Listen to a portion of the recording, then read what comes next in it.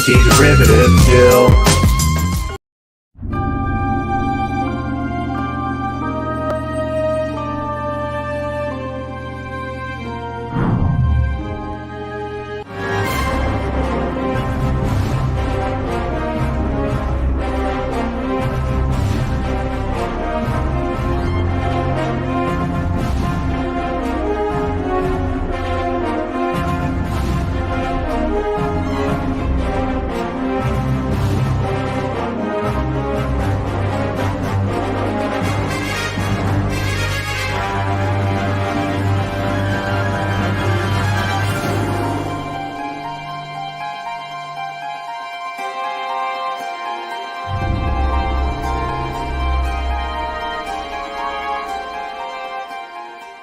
Greetings and felicitations.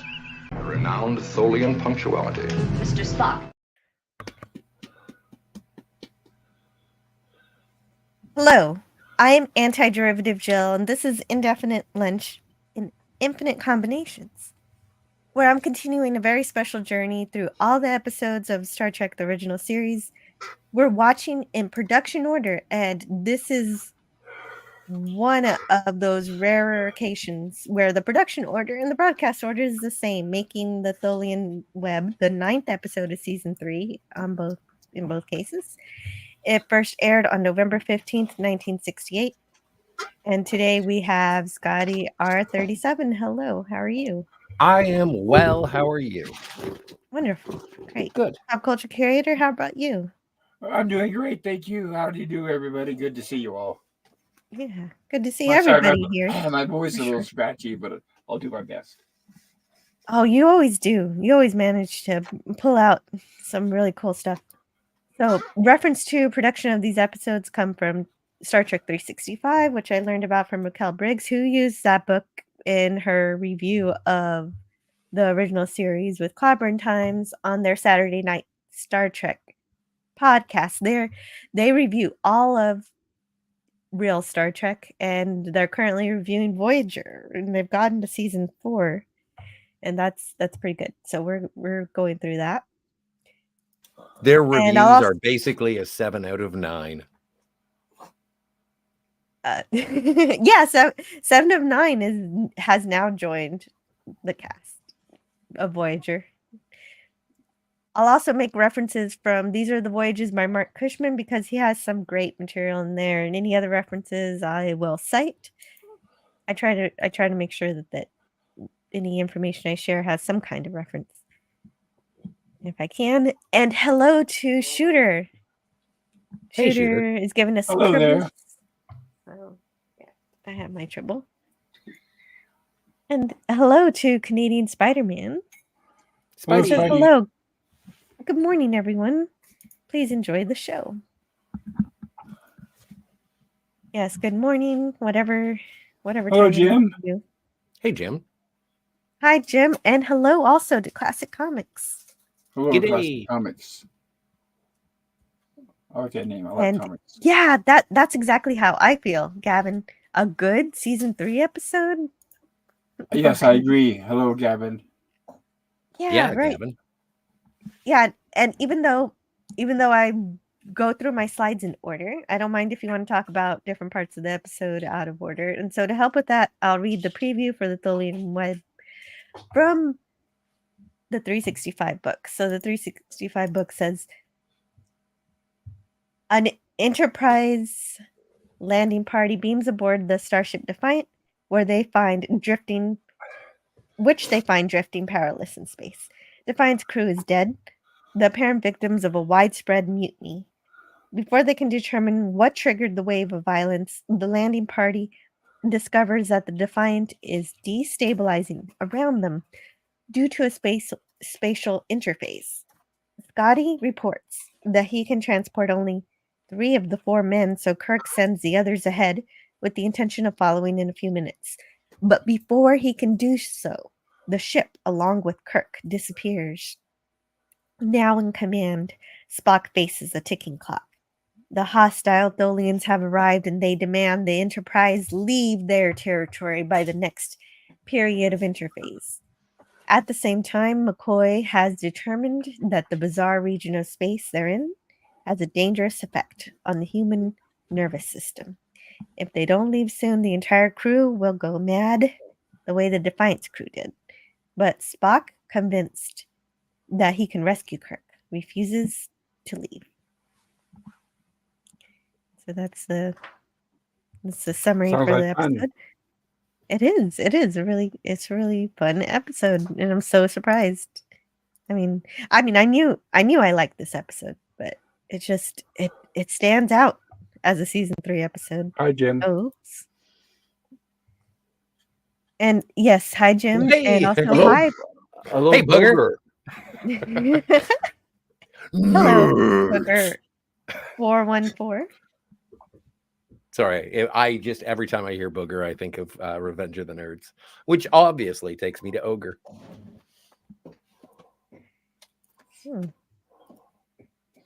And Jay Goodwin.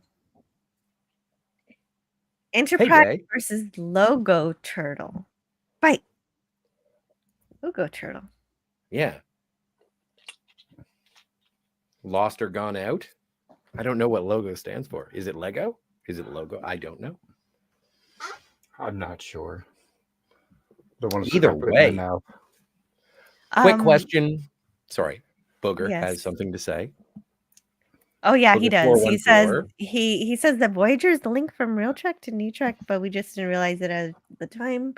I don't know. I really think that Voyager has the spirit of Star Trek in terms of teamwork and trying to uphold Starfleet values, even though they're so far away from home that they really didn't have to, because nobody was watching them. And so of course they did mess up stuff here and there. Definitely Janeway did commit some crazy crimes, but she was out there all alone doing her best. And so the main problem with Voyager is sometimes the science leans a little more towards Lost in Space than Star Trek. And that's only my assessment of half of the episode so far. And from what I understand, it gets better from season 4 onward. Even though I have seen it before, I'm examining it a little more closely with Claudia and Raquel on their channel. And for everyone, if you don't understand the reference to Lost in Space, check out my Lost in Space stream on my channel on Monday. Sorry to use that as a plug. No, that was brilliant. No, that's okay. It's really great. I do enjoy Lost in Space, but right, it's a lot more fantasy, not as much science fiction. Mm-hmm. We get a good laugh out of it. And I always put Voyager in the same category as Gilligan's Island, which I assume is in the same category as Lost in Space. Which is another plug for a Pop Culture Curator show. He also reviews Gilligan's Island on Wednesdays. That's right. Nothing but the best. They are. Those awesome. poor people.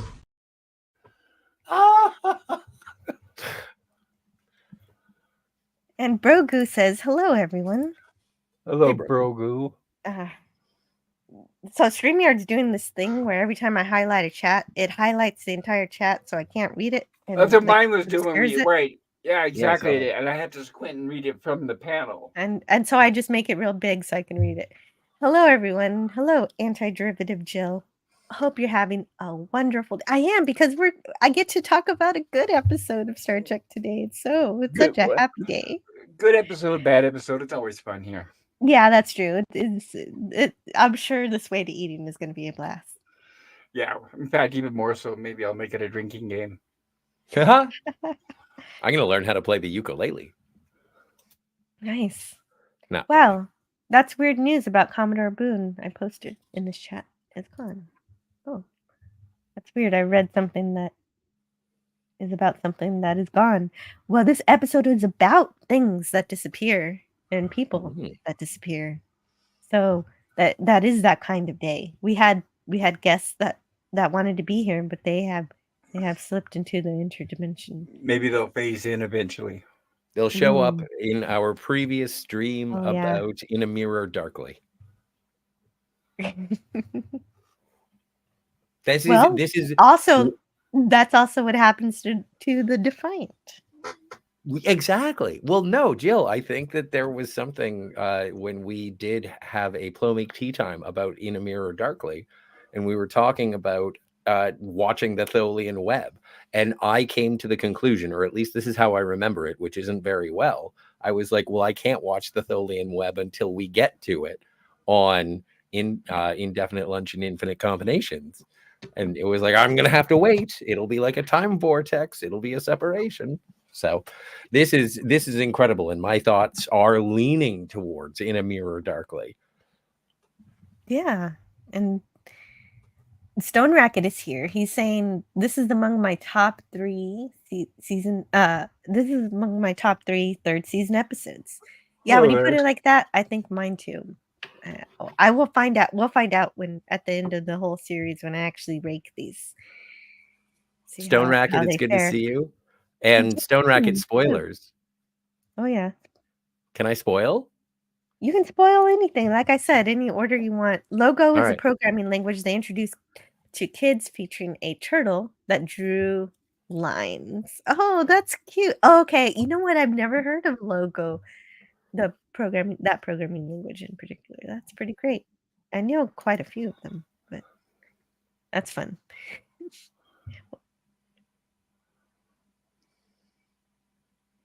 Good work with the programming, Logo. Yes, I agree completely, Stone Racket. There's no link between real Star Trek and New Trek. Except for Leonard Nimoy. Oh, it is unfortunate he did make that choice. And Majel Barrett was the computer on 2009. Yeah. So 2 links. Production-wise, yes. Story-wise, no. Agreed. And the name does come from the Nerds movies. Oh, wow. You were spot on, Scotty.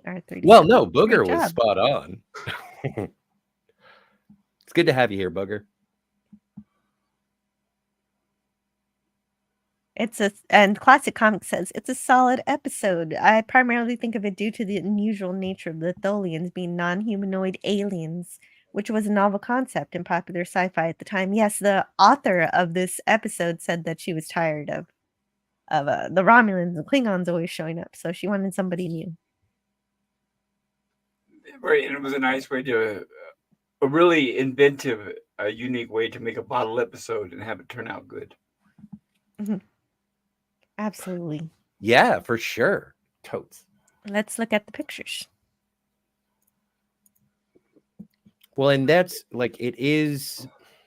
Now, I would like to say just from the off the hop, these are going to be fascinating for me because this is an episode that I did not watch with the remastered effects. I watched the original effects, and as far as I'm concerned, they were great.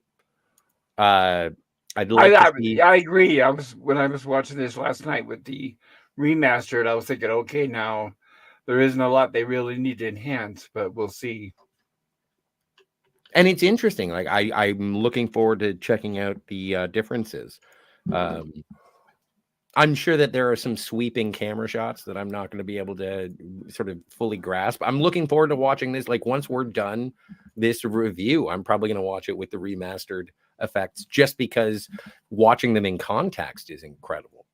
I think we get a little more detail on the Tholian ships. Yeah, more than likely. Yeah. And it generally looks the same from what I remember, though. It'll be good, for you if you can point out the differences that you notice. I'll try. I haven't seen it in decades. Yeah, usually at the end of my review, I like to go back and check those differences out. Sounds good. So that's a real fun thing to do at that point. So my question, sure. Quick question: would you guys say out of all of Star Trek, this is the episode where William Shatner gets the least amount of lines? Yes. Yes. Yeah, that's what I was thinking. It should be. It is. Yeah. I guess he had no issue with that. Most of the time. He had no issue with it for some reason. Because even though he doesn't say much in the episode, his presence is keenly felt by the other two. His absence of presence, rather. His not being there is felt by Kirk and Spock very deeply interwoven into the script. And that's probably Scotty. why. right. Shatner doesn't mind. Right. The whole crew is affected vastly by him not being there. So I This heard, is- I was sorry. reading that the Tholians pop up in a future iteration of Star Trek. Is that correct? Yes. Enterprise twice. Do they show Yes, do the aliens look the same? Do they show them? That's the heads sorry. look the same, but they imagine the rest of the body. And it's kind of I don't know what A crystalline crab? crystalline crab. Yeah. I'm not sure that was the artist's intent, and when they created the helmet or the head of this creature. So they physically interact with them in the Enterprise? And Somewhat. sort of. The Okay. problem is that these creatures have to live in a very high temperature environment, and Oh, that explains the red in this episode. Things Then happen. okay. Well, and also Thank the you. distortion, welcome. like almost like heat waves, for lack of a better term, that's indicated in this episode as well. And it's there. There's a lot of stuff that is referenced from this episode in future iterations. Very cool. Thank you. Yeah, definitely. This did inspire lots of future Star Trek episodes, and it Now, first the- aired on November 15th, 1968. What? I'm sorry. Well, there's a quick question. The writers, are they Star Trek alumni, or are they new to this? No, brand new. Judy That's what I Burns thought. It is was a not. Okay. she's a freelance writer. She just submitted this unsolicited, co-written with her husband, Chet Richard, because she wanted to go to Africa. She wanted to study in Africa, study some kind of science. I forget, some kind of digging or whatever. She wanted to study bones or something. And DeForest so Kelly? different bones. Oh, okay. She's an archaeologist or something. But they decided they wanted to write a ghost story for Star Trek. But of course, in the writer's guide says that the story has to be based on science. And she actually cared about, I think what makes this episode work so well is that she was given the writer's guide, and she tape recorded episodes of Star Trek and listened to them back and tried to understand how the episodes are structured. Well, she did a good job, definitely a fantastic job writing the understanding of the relationship between Spock and McCoy. Yes, exactly. I think so too. McCoy's a bit of a jerk in this episode. Well, he's a jerk he's in the space. Yes. I attribute it to the effects of the space that he very specifically says affects your brain. Let's see if I have it here. He says, I thought I might have had it. Here it is. The molecular structure of the brain tissues and the central nervous system are distorting. And so I blame it on that. And so that's why he's more of a jerk. Even Spock is gets a bit tempered, because he's of course half human, so he might be lightly modified, but not to the degree that McCoy is. Well, and it's a disruption of the space, like essentially the space-time continuum. Mm-hmm. And okay, so I have a theory, and I think that this is my first Scott theory I'm going to venture. So based on what we know subsequently in the Enterprise episode, when the Defiant goes over to wherever the Terran space goes to, it turns out that it's the mirror universe. And so I'm wondering if there's some sort of, not that there's a character transposition of any sort, but when Chekhov goes crazy, it's because Chekhov from this universe is affected by mirror universe, vibes, like the fabric of that space. And they even make mention of it. Theory. They even make mention of it, and it's Uhura says Chekhov didn't seem scared. He seemed angry more than anything. And so it's like when I started watching this episode, it's like a werewolf episode for me, because they're all seeing the moon of the mirror universe. Anyway, it's just a crazy, stupid thing in my brain. I don't know if that's 100% sure. And also, by the time you get to Enterprise and you apply that logic here, it falls apart. Well, right. It doesn't work because, of course, Enterprise was written afterwards. So anything that happens afterwards, yeah, it's headcanon. But it is logical if the Defiant ended up in the mirror universe. It's logical to assume that this is the universe that was interfacing with the normal Star Trek universe. Right. That's just what I thought. So and this disease that McCoy cures is just the disease of being a part of that universe and being more fascistic in nature. Well, and I do enjoy that the cure or the serum, the vaccine for space madness is booze. Well, it's in correlation with another medicine that a Klingon nerve agent comes up with it. Yes. So you got to put them together.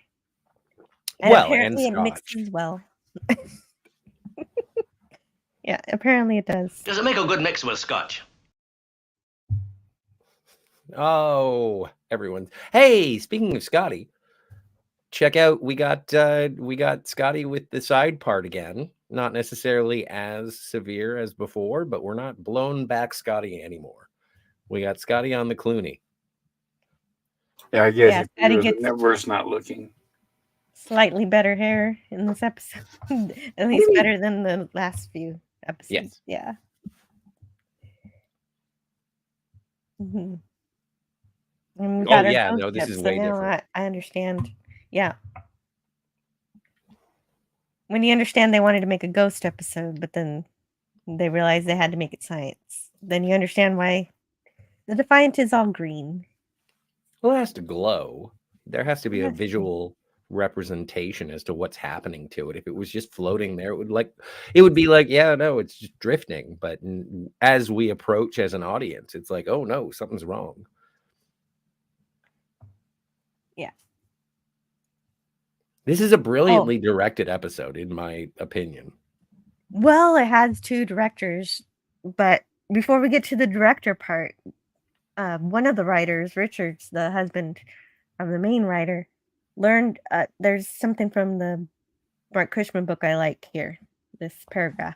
Richards learned what Gene Roddenberry so often preached to his writers, that any story worth telling is based on the fundamental basis of a character struggling with an immense problem, and this character must have an urgent need to make something happen or not happen. Also, the prime ingredient in any story, even in every scene within the story, is conflict. Man against man, certainly as the scenes played between Spock and McCoy, but also man against himself, such as self-doubt, and the story's protagonist would occasionally battle. And also, a part of the writing in this episode is that Bob Justman really, really helped out with this immensely. He sent in an 8-page memo to Freiberger, and it ended up, and so Freiberger did something good. It ended up in the hands of the writers, and the writers put in Bob Justman's ideas and things, and especially the biggest one being changing the person who disappears from Spock to Kirk, because it was originally Spock. And so they retooled it for Kirk because Bob Justman knew that Kirk wouldn't let Spock be the one to stay behind. He would have to. Yep. The needs of the many outweigh the needs of the one or the few. Mm-hmm. Guess who Spock learned that from? Yeah, from Kirk in this episode. Makes sense to me. But you're right. There are two directors. The directing is very good in this episode because Ralph Sinensky did all of the tougher scenes first. He directed all of what he said were the tough ones, and then the easier scenes were left behind to the new director they brought in, who had no idea about Star Trek, but since they were simpler scenes, I guess it worked out. If you want to learn more, read the Mark Cushman book. These are the Voyages, season 3. And it goes into fine detail about all that stuff. Well, and Pop, you are a production aficionado in terms of the methods of the 60s. There was something in my mind, and I'm wondering if you picked up on that as well, is there's a moment where it's Chapel and McCoy, and they're discussing, they're just talking technobabble about what they need to do to find the cure of the space, and hopefully it'll be the next one, is how it ends. But it is such a flat, immediate shot, a two shot over a table, and it looks so typical of something like a Ben Casey. Or That's just what I was thinking when Jill was talking about the two directors. That started to make me think which ones did which, and I'm guessing the quote more difficult ones were the phasing in and out, her in her quarters, the Tholian Web itself, the special effects, and the new director probably did whatever most of the static shots are, where the camera is mostly still, and the Right. characters are still within the frame. Well, how did you feel about the fisheye when Chekhov is going all? Yeah, no, me too. That's one of my favorite scenes is when Spock has his hands on either side of Chekhov's face saying "Chekhov." That's always been. if you see the fisheye lens, that's definitely Sininsky for sure, because he started doing that in the "Is There in Truth No Beauty," and it carried over to here. Right, and not only that though, and the camera's moving. So that takes a lot more difficulty than having a static camera on a tripod. So that's that's a good example, Jill. I'm sure all those point of view shots were probably Sadisky. Definitely. And I want to say hello to Joe's Atmosphere. He says, I thought you were done with streaming this year, young lady. Hell, panel and chat. Oh, did I hello, say Joe? that? I didn't mean it. Oh, we're never done. There's always we're a job never to be done. done. Well, there is going to be a hiatus for New Year's, for Christmas, New Year's. I will stream on Friday about the motion picture, and next Tuesday, I think I could still stream on Tuesday, but then that Friday it's iffy. I don't know if I'm gonna stream then. Which one is if that? I do, it'll be a short leave. That'll be the 22nd. Oh, okay. And then the next Tuesday, definitely skipping. I'm not going to stream on Tuesday for the 26th because I'll be out of town. Are you going to take a couple weeks off like last year? Possibly, yeah. If I do any Friday streams after this Friday is the motion picture, but after this Friday, if I do, it'll be just for fun. I'm excited about the motion picture. It's like finally we've been talking about covering that for a long time. Oh yeah, and it's time. It's about time. Yes, I would say long overdue. And I have to thank Matt G, Taylor Swift, greater than Disney, Star Wars, and MCU for gifting a membership, which went to Joshua Howell. Very gracious. Thank you. The son of Thurston. I love you. Yeah. Sorry, Thirsty. I'm injecting. I'm projecting. The real legitimate son, right? Congratulations, Joshua. Yeah, and if he does listen to the stream, definitely. So they don't have to be on the stream to get the gift. Is that right? They could be just right. A sub or a viewer, or I don't know. Yeah, yeah. You don't have to be listening to get a gift. You just have to how does it know if you're not? How does it know if you're not already a sub? So he could be somebody who's never been to this channel. Well, no, he would be here and he would be subscribed. I'm assuming Joshua is a he. I assume subscribers, but I'm not sure. But yeah, John, and so I've been not in a chat, and I have received emails saying, "Congratulations, you were just gifted a membership." In fact, I got that from Matt G here. I got a message, a notification on my phone being like, "Congratulations, you've just been purchased a membership to Anti-Derivative Jill's channel," and I was like, "Nice." "Yay!" Yay. And there is a lovely conversation going on about Voyager. We should have this conversation that Gavin is having with Booger and everybody else who's participating in classic comics. This sounds like a live stream in and of itself. I would love to have this conversation. Talking about Janeway's decisions on how to get home. It is a very good Well, at conversation least that I you know can't that talk about today. But Step 5 is fall in love with an Irish holodeck character. Well, yeah, because Park is far away, and Oh She- no, I don't think it's- it. I don't know what happened to Janeway. Do you know what happened to Janeway? It's for a different conversation. I agree. Yeah, she gained weight and went to prison. There you go. That's the answer. yeah, the Temporal Police caught up with her and sent her back in time. Orange is the new Starfleet. And Miles is here. Hey, Mr. Miles. Hey, Mr. Miles. Burnham. Hello there, Scott, Mr. Burnham, Miles. Bolton.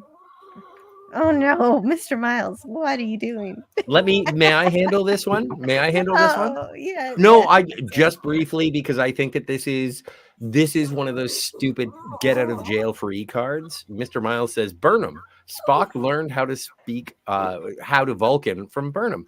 No, incorrect. And this is one of those I things think where, he's joking. well, of course he's joking, but what I'm saying is that when you look back from In a Mirror Darkly to this episode, which they are tightly linked, there is a situation in this episode where there is dialogue that says it appears that this crew mutinied, and Spock says there has been no record of mutiny in the history of Starfleet, or something along those lines. Yes. Now, if you do, and I don't want to, but I just want to point it out for chronology's sake, if he was sworn knew you sworn would. to secrecy, then he would say Michael Burnham never existed, and I am with him. I would like to forget everything to do with her as well. Yeah, because she's completely irrelevant, but Hashtag Cybok is better. yeah, Cybok is another at least Cybok is Well, half Cybok is better than Burnham. definitely. Then let's move on. But yeah, so they do say that there was no mutiny before, but there was kind of a mutiny in this side of paradise. That Kind of. no, But well, that was the I can spores. see it. But it was the spores, so it didn't really. I guess it doesn't count because it was an alien influence. Exactly. And we discover through the course of the episode that it isn't a mutiny. It's the effects of space on the crew that caused Mhm. the space madness. So it's not Yeah. even a mutiny. It is the affliction of space madness that caused the death of the entire crew of the Defiant. Oh, and by the way, can we bring up the Defiant? You can bring up whatever you like. The Defiant is obviously the class of vessel that defends Deep Space Nine, designed initially to defend the Federation from the Borg, but named. Oh, that Defiant, yes. Yeah. And so this is one of those things, like they go from the Constitution class Defiant, and then we see the Defiant class Defiant, and then we see the Sao Paulo, which is another Defiant class vessel that is rechristened the Defiant, but no A. There is no registry number with a -A. I don't know. Are there legacy ships in subsequent Star Trek aside from the Enterprise? And I'm talking about the 735. I couldn't care less about what happened after 2005. Good question. I'm just curious, because technically the Defiant that is the rechristened Sao Paulo should be the Defiant B. Right, because it's It's the third in the line, Mhm. we would assume. That would make sense to me. Well, they're different. They're different classes, so and they have the True. same name. Very true. I don't know. I don't know how that all works. Really, can't help. But I agree with Stone Racket. The real Spock says, "I have no sister." Correct. Which is factual. That's the problem with prequels. They almost always lead to retconning. But the best, come on, In a Mirror Darkly is so delightfully. Thank you. I know, but I knew it was going to happen because of the mutiny thing. Thank you, Brogu. Yeah, she does not deserve to be mentioned. In the Mirror Darkly, I'm sorry to interrupt. Is that a movie or is that a Star Trek episode? What is that? That's an episode of Enterprise. Okay, It's good. Thank you. I enjoyed it. It's better. I think it's better than the mirror episodes in Deep Space Nine. Ooh, look at that. It's all glowy. How does that look in the regular? Very different. Very Well, different. it would, and I don't have a photographic memory, but I would say that, when the Enterprise is sort of drifting through the episode, it just looks like that, but green. It doesn't, it isn't tilted. Well, they're in a part of space that's breaking up. Yeah.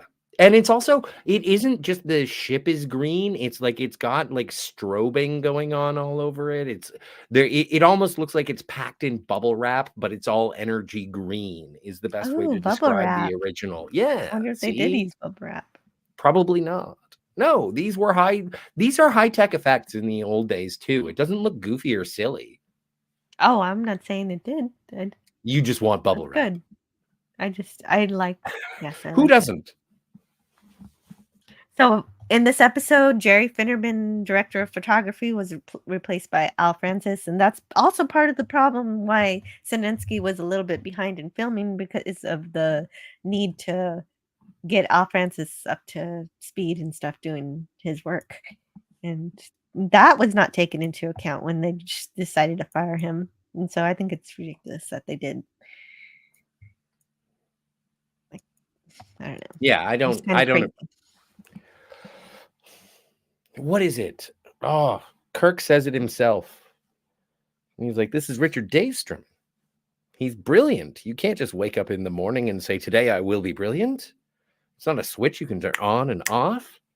And I would say I would say the same thing. Creativity, if it was half a day, cut your losses. Although, and from what I understand in the book, they say that, well, you have to take into account the cost of celluloid in terms of shooting days, your extras, your gaffers, all the jazz.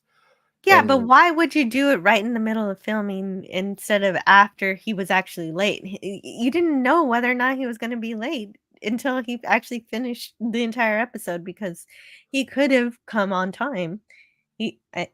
Anyway, it does say that he got fired because of money.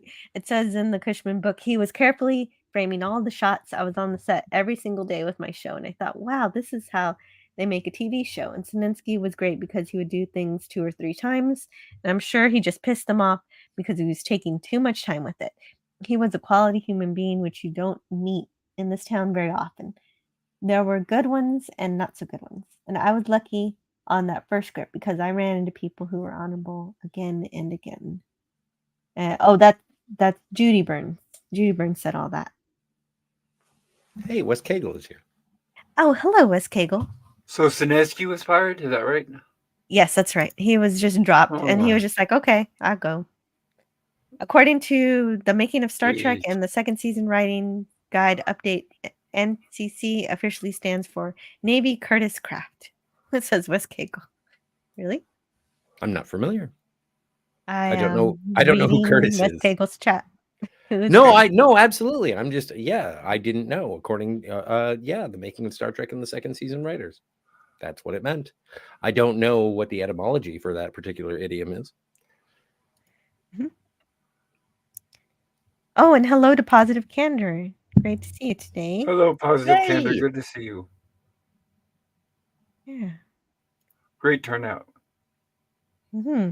Hit the Welcome. like, everybody. If you like what you're seeing, hit the like button. Nensky Yep. says the only time I even remember meeting Fred was when they called me in to fire me. I don't remember any contact with him before. I think I was shocked. I shocked Fred a little bit because I didn't come in begging to keep the job. I got the impression that was kind of what he wanted from a director. I told him that the stuff we had done was all the big production stuff. The stuff that was left was what I called bread and butter scenes. And I quite frankly felt I would have been able to get them done on time. I told him that, and I didn't tell him to keep the job. I didn't tell him that to keep the job. I think I let him know that I was happy to be gone. Oh man, I didn't capture what he says after that. So if you want to hear the rest of what Minsky says, go read Bart Cushman's book. These are the There you go. Leave us in suspense. Would you like to learn more? And also, Scotty is saying they're losing power from the warp engines. So this part of space is not only breaking up the Defiant, it's starting to break up the Enterprise too. Did they have space madness in the immunity syndrome? Immunity syndrome. What did The they one have in the immunity syndrome? That's a good Well, question. I think they had space madness in the immunity syndrome, like because they got into null space around the amoeba. Mm-hmm. So I forget. So long ago. Maybe it's the space madness affecting me. Yeah, right. Exactly. So, well, I know it was fatal, whatever it was. It was bad. Yeah, they had to get out, but you had Kirk there. Like, and this is as good a time as any. This is the episode that I fell in love with both McCoy and Kirk. Because when I was a kid, I obviously Spock, I loved Spock because he was an alien and he was interesting, and I didn't understand he just looked different from the rest of the crew, and I just thought he was interesting because he was an alien. And this is the episode where I just sort of got the dynamics between McCoy, Spock, and Kirk. And this is the episode where I realized that my order of operations when it comes to affection towards the Trinity, it goes McCoy, Kirk, then Spock. Spock is the bronze medalist. Kirk is silver. And McCoy is my absolute favorite. I know I said he was a jerk, but, you know. On this episode. I like jerks. Well, yeah, he does play that role, and it is amped up a bit here. He's always challenging Spock, and Spock is my favorite character, and you challenge me, so it makes sense why he's your favorite. But the thing is, and this is the amicability of the relationship between the Trinity, because you get Kirk back at the end, and then Spock and Bones sort of just like whatever you're saying. It's fine because we're friends now. It's like this is the episode where Spock and McCoy finally were friends because they didn't have the go-between of Kirk. Right. Like, Kirk, you would usually mediate between them. Exactly. And I agree with that. I think they realize how valuable they are to each other. Yes. Oh, yeah. For sure. And that's it. Yes. This is what I've spoken before many, many times, that an episode is elevated by character interaction. And this is the one that really solidifies it for me on rewatch. Absolutely. I agree in that, and we'll get into that. But I also want to talk about these spacesuits because the 365 book has a little bit about them. And they're pretty cool too. So I think they're the precursor to the environmental suits from the animated series, possibly. They absolutely are in more ways than you would know, because the author of this episode, she wanted to use force fields belts. Nice. Which do show up in, so they 100% are a precursor to those belts. She invented them, and they will show up later in Star Trek. But they Very didn't make it cool. here because of budget. Makes sense. Yeah, because Well, that would be a lot as far as special effects. Yes. I would like to say something that I noticed, that each one of these spacesuits has the name of the occupant on The the helmet. suit. Mhm. And that, I don't know. Do you think that each plate is made to be attached to the spacesuit, or do you think that each spacesuit is specific to the crew member of the Enterprise? So, how many spacesuits do they have? Do they have one for every crew member? I think they have a spacesuit for every crew member who knows how to use a spacesuit.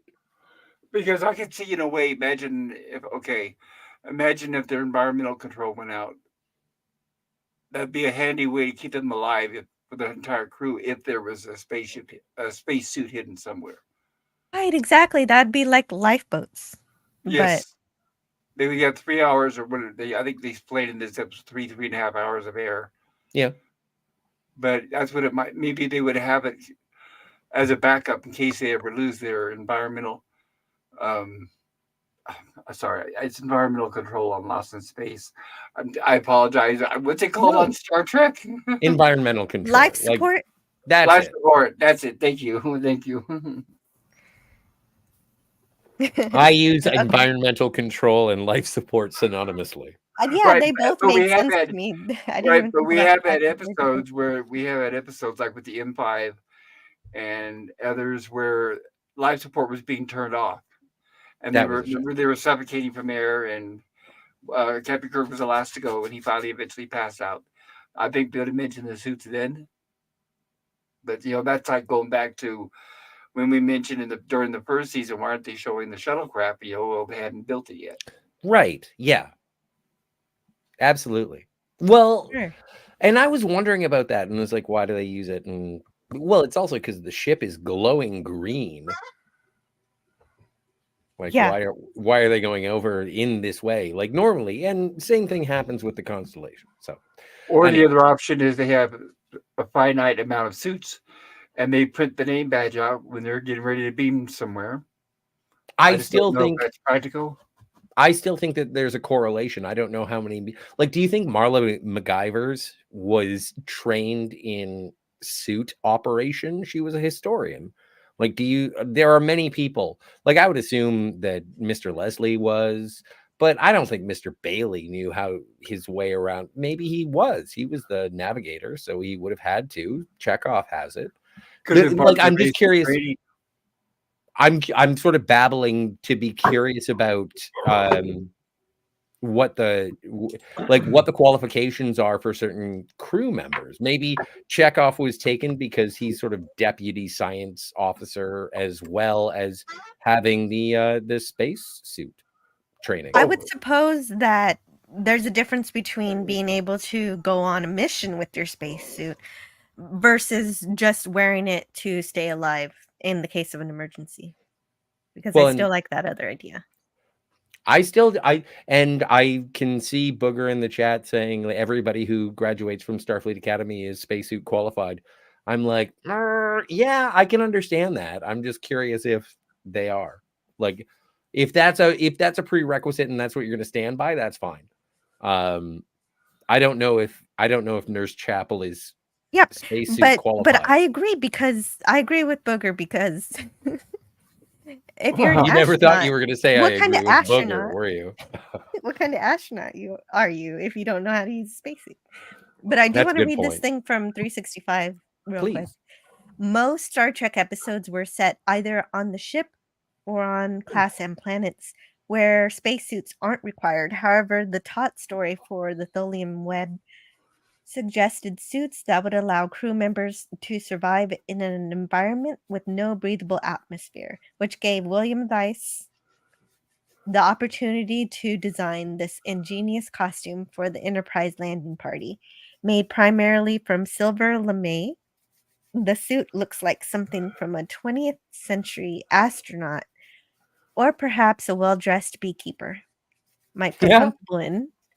This particular costume worn by DeForest Kelly. Well, okay, in the book they have a picture of one of these costumes, which DeForest Kelly wore in the episode, was sold at Christie's auction house in New York during Star Trek's 40th anniversary How much? celebrations. I don't know.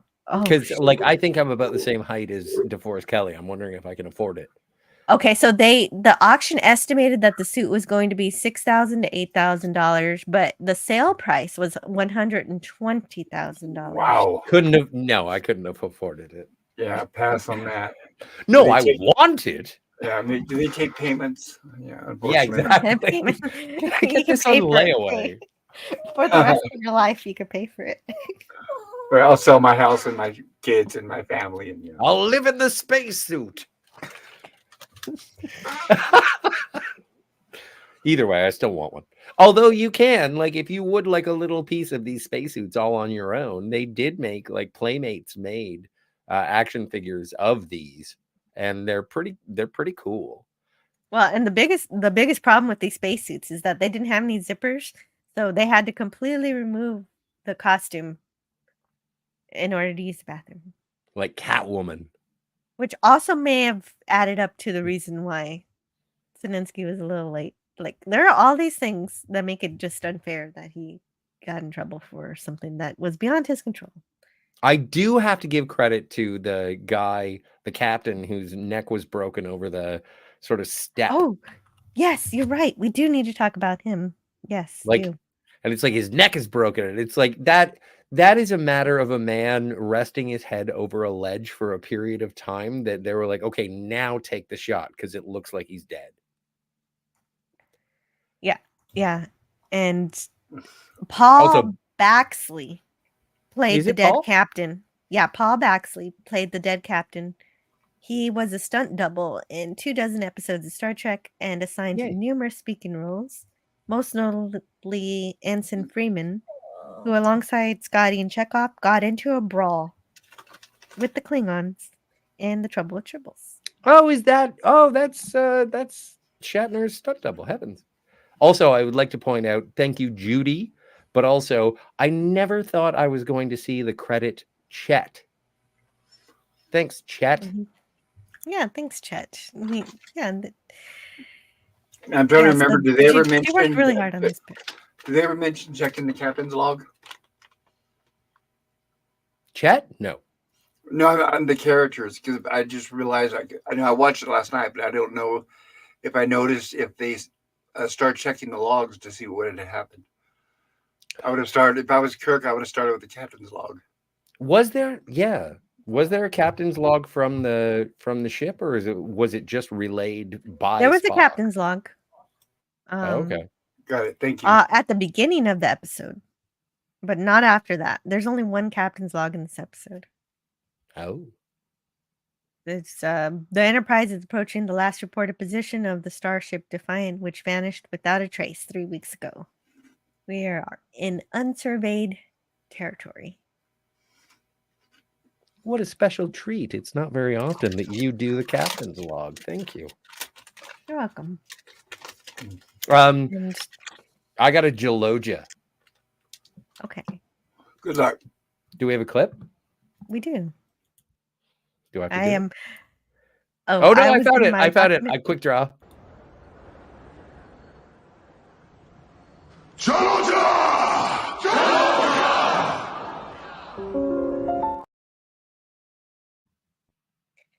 I'll be back in a moment. Thank you so much for your patience. Of course. Mm-hmm. Gavin Blackburn is talking about Doctor Who. In the episode, they wrapped a guy in bubble wrap and sprayed him green. Instant blood spray. I'm gonna get into that series one of these days. It seems like a riot.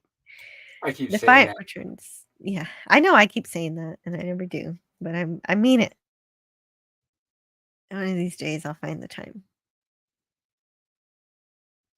Mr. Miles says, "Mirror darkly for me, but Trial and Tribbles was a close second." Ooh, which one where they go back to a TOS episode is my favorite? Or they don't exactly go back to I think that's the benefit of Mirror Darkly, is that they don't exactly, they sort of go back to this episode, but they don't overhaul it like they do with Trials and Triples. So yeah, I can see why that's the better one for you. That's good to But hear. Triples is really fun. Spooch. That's a real toughie. I would dismiss Flashback immediately. Hey, but good of you to remember Sulu. the other episodes are good. Yeah, a lot of people were mad about that one. I thought it was okay, but yeah, I do see why there's people have issue with it. In the academy, everyone is spacesuit qualified. Yeah, I think so. Says Booger. I still agree with it. In the episode, the Defiant appears in the Mirror Universe during Archer's era and is discovered by Archer's crew. They even wear the TOS uniforms in it. Yeah, they do. Mr. Miles, I actually reviewed that episode a few weeks ago with Scotty R37. It was a good time. Which one? Back in my day, spacesuits didn't cost that much. Oh, I'm just catching up with the chat. Welcome back. Thank you. You've never watched the Orville? Yeah, I watched the Orville, but you're probably talking to someone else. I've seen the I Orville. love the Orville. Oh I saw the no, first I two mentioned seasons, but not I the actually third one. mentioned the Orville. Because this episode reminds me of an Orville episode where an entire planet is phasing in and out from one universe to another, but the universe they go to, the universe they're from, is sped up. So the time goes a lot faster in the other universe, so that by the time they come back to the Orville's universe, there's lots of planetary evolution that occurs until they're past the technology of the Orville. So Voyager it's really did it. mad idolatry. Yeah, right. Voyager did it. TNG did it. Lots of episodes did it Did after TNG this. do it? When did TNG do it? Oh, the bad soap opera episode where Troy had this boyfriend and she was like, "Oh, I don't want you to go back to the whatever." I don't know. Oh, it phased out of existence, right? Mhm. I recall. Thank you. And they You're did it welcome. also on Deep Space Nine. Oh God, not that the time travel one. Yeah, the one where they with the evolved like No. Odo is like 700 years old or something like that. Oh, if you want one of the best Saturday night Star Treks, look for where Claudia and Raquel reviewed that episode, the Children of Time, Deep Space Nine episode. There's a bit by Claudia completely organically, just off the top of his head. It's where the I exist, but and then I don't exist comes from. Schrödinger. If anybody ever hears that joke going around this circle, that's the review that comes from. It's amazing. Anyhow, let's go back to this episode. They do it on Enterprise too with Lorian. Yeah. Yeah. It's a fun they're idea. all over the place. They do this all the time. They do. Well, I don't blame them. Has there ever been a mutiny on a starship before? Yes, once. The USS Georgiou. No, that doesn't count. All right. Um, Is it the Georgiou? No. I don't know, and I don't care. According to our instruments, space itself is literally breaking up. Spock, don't argue. Get back with the information. There's a lovely line later on that says James Kirk would never leave me, would not leave a member of this crew behind. He would sacrifice his ship or his life if need be. And I was just like, Star Trek 3, Star Trek 3, Star Trek 3. I was so happy. Yes, This is interesting. Yes, This he does say that. That's Spock's line. Yes. Yeah. You're right. I love that line also. Now, pop culture.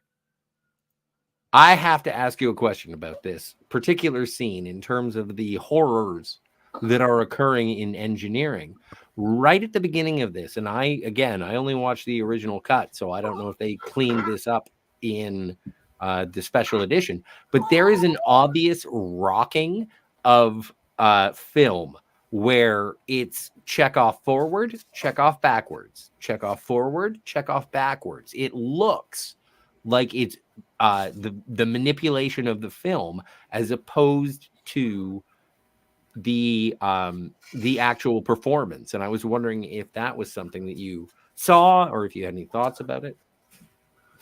No, you're talking about forward and backward. Like you mean like angle, left and right, left, right. Like they took the film and then turned it. No, I'm gonna have to. I guess I didn't notice. I guess I didn't. Well, no, I'm gonna have to take you to an aside. You're familiar with Star Wars, the first one, 1977. Yes. Uh-huh. And so remember how they did the sand people, and it was like when the sand person... they took a small clip and then looped it. Yes. I did not. I know what you're talking about, but no, I did not notice. I guess I didn't pay close enough attention. No, it's fine. It's fine. It was something that I noticed. Right, and it is very noticeable when it's done in film. But that right, so they're doing it to extend the scene. So they'll have if it's a 2-second clip, they'll loop it to where it's doubled and it's 4 seconds. So it looks like the character does the same action twice. Precisely. Okay. And that was something that I was like, oh, that's kind of neat. That's kind of something that I hadn't seen before. And it's right before Chekhov surveys engineering, but it's like he's looking both ways twice, but it's obvious that it's, just stuttered. And it was incredible. I just didn't know if you had noticed. This is fantastic as well with the fading in and out of the Defiant. Well, and as I said before, this is the first episode where we don't have Jerry Finnerman as cinematographer. We have Al Francis. And here's something that he says. I had been on the show for several months as a cameraman, and I didn't want to change the photography very much. I did change it a little bit, but not so that it would be noticed, except by anybody who was in the business.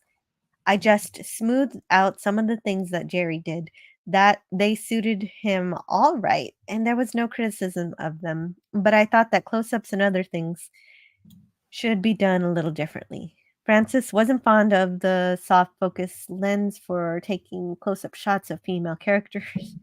He also went for a slightly brighter picture. I didn't like the dirty look that sometimes I saw in dailies, and I'd asked them to bring it up to look natural and clean. That was my way of doing it. And so I do like that he tried to bring in what Finnerman did while staying true to whatever vision he had. I think that this is a brilliantly directed episode, and if it is between two directors, I think that the sort of more extravagant shots are tempered by the more traditional setups. Again, I'm not a director. I'm just talking about this based on what I've seen, and as an appreciator, it brings it back to a level of reality where it could go from space madness insanity to no, we still have people doing their jobs. We're all in control. At least we're trying to maintain control. And I like that about this episode so very much. Yeah.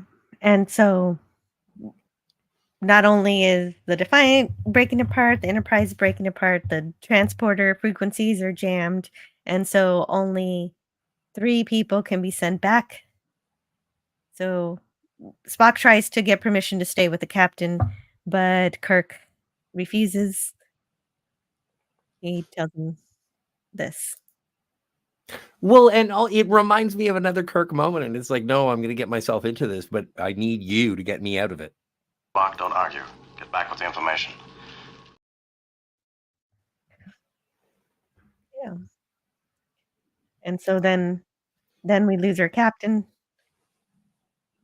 and Chekhov is right there watching it happen.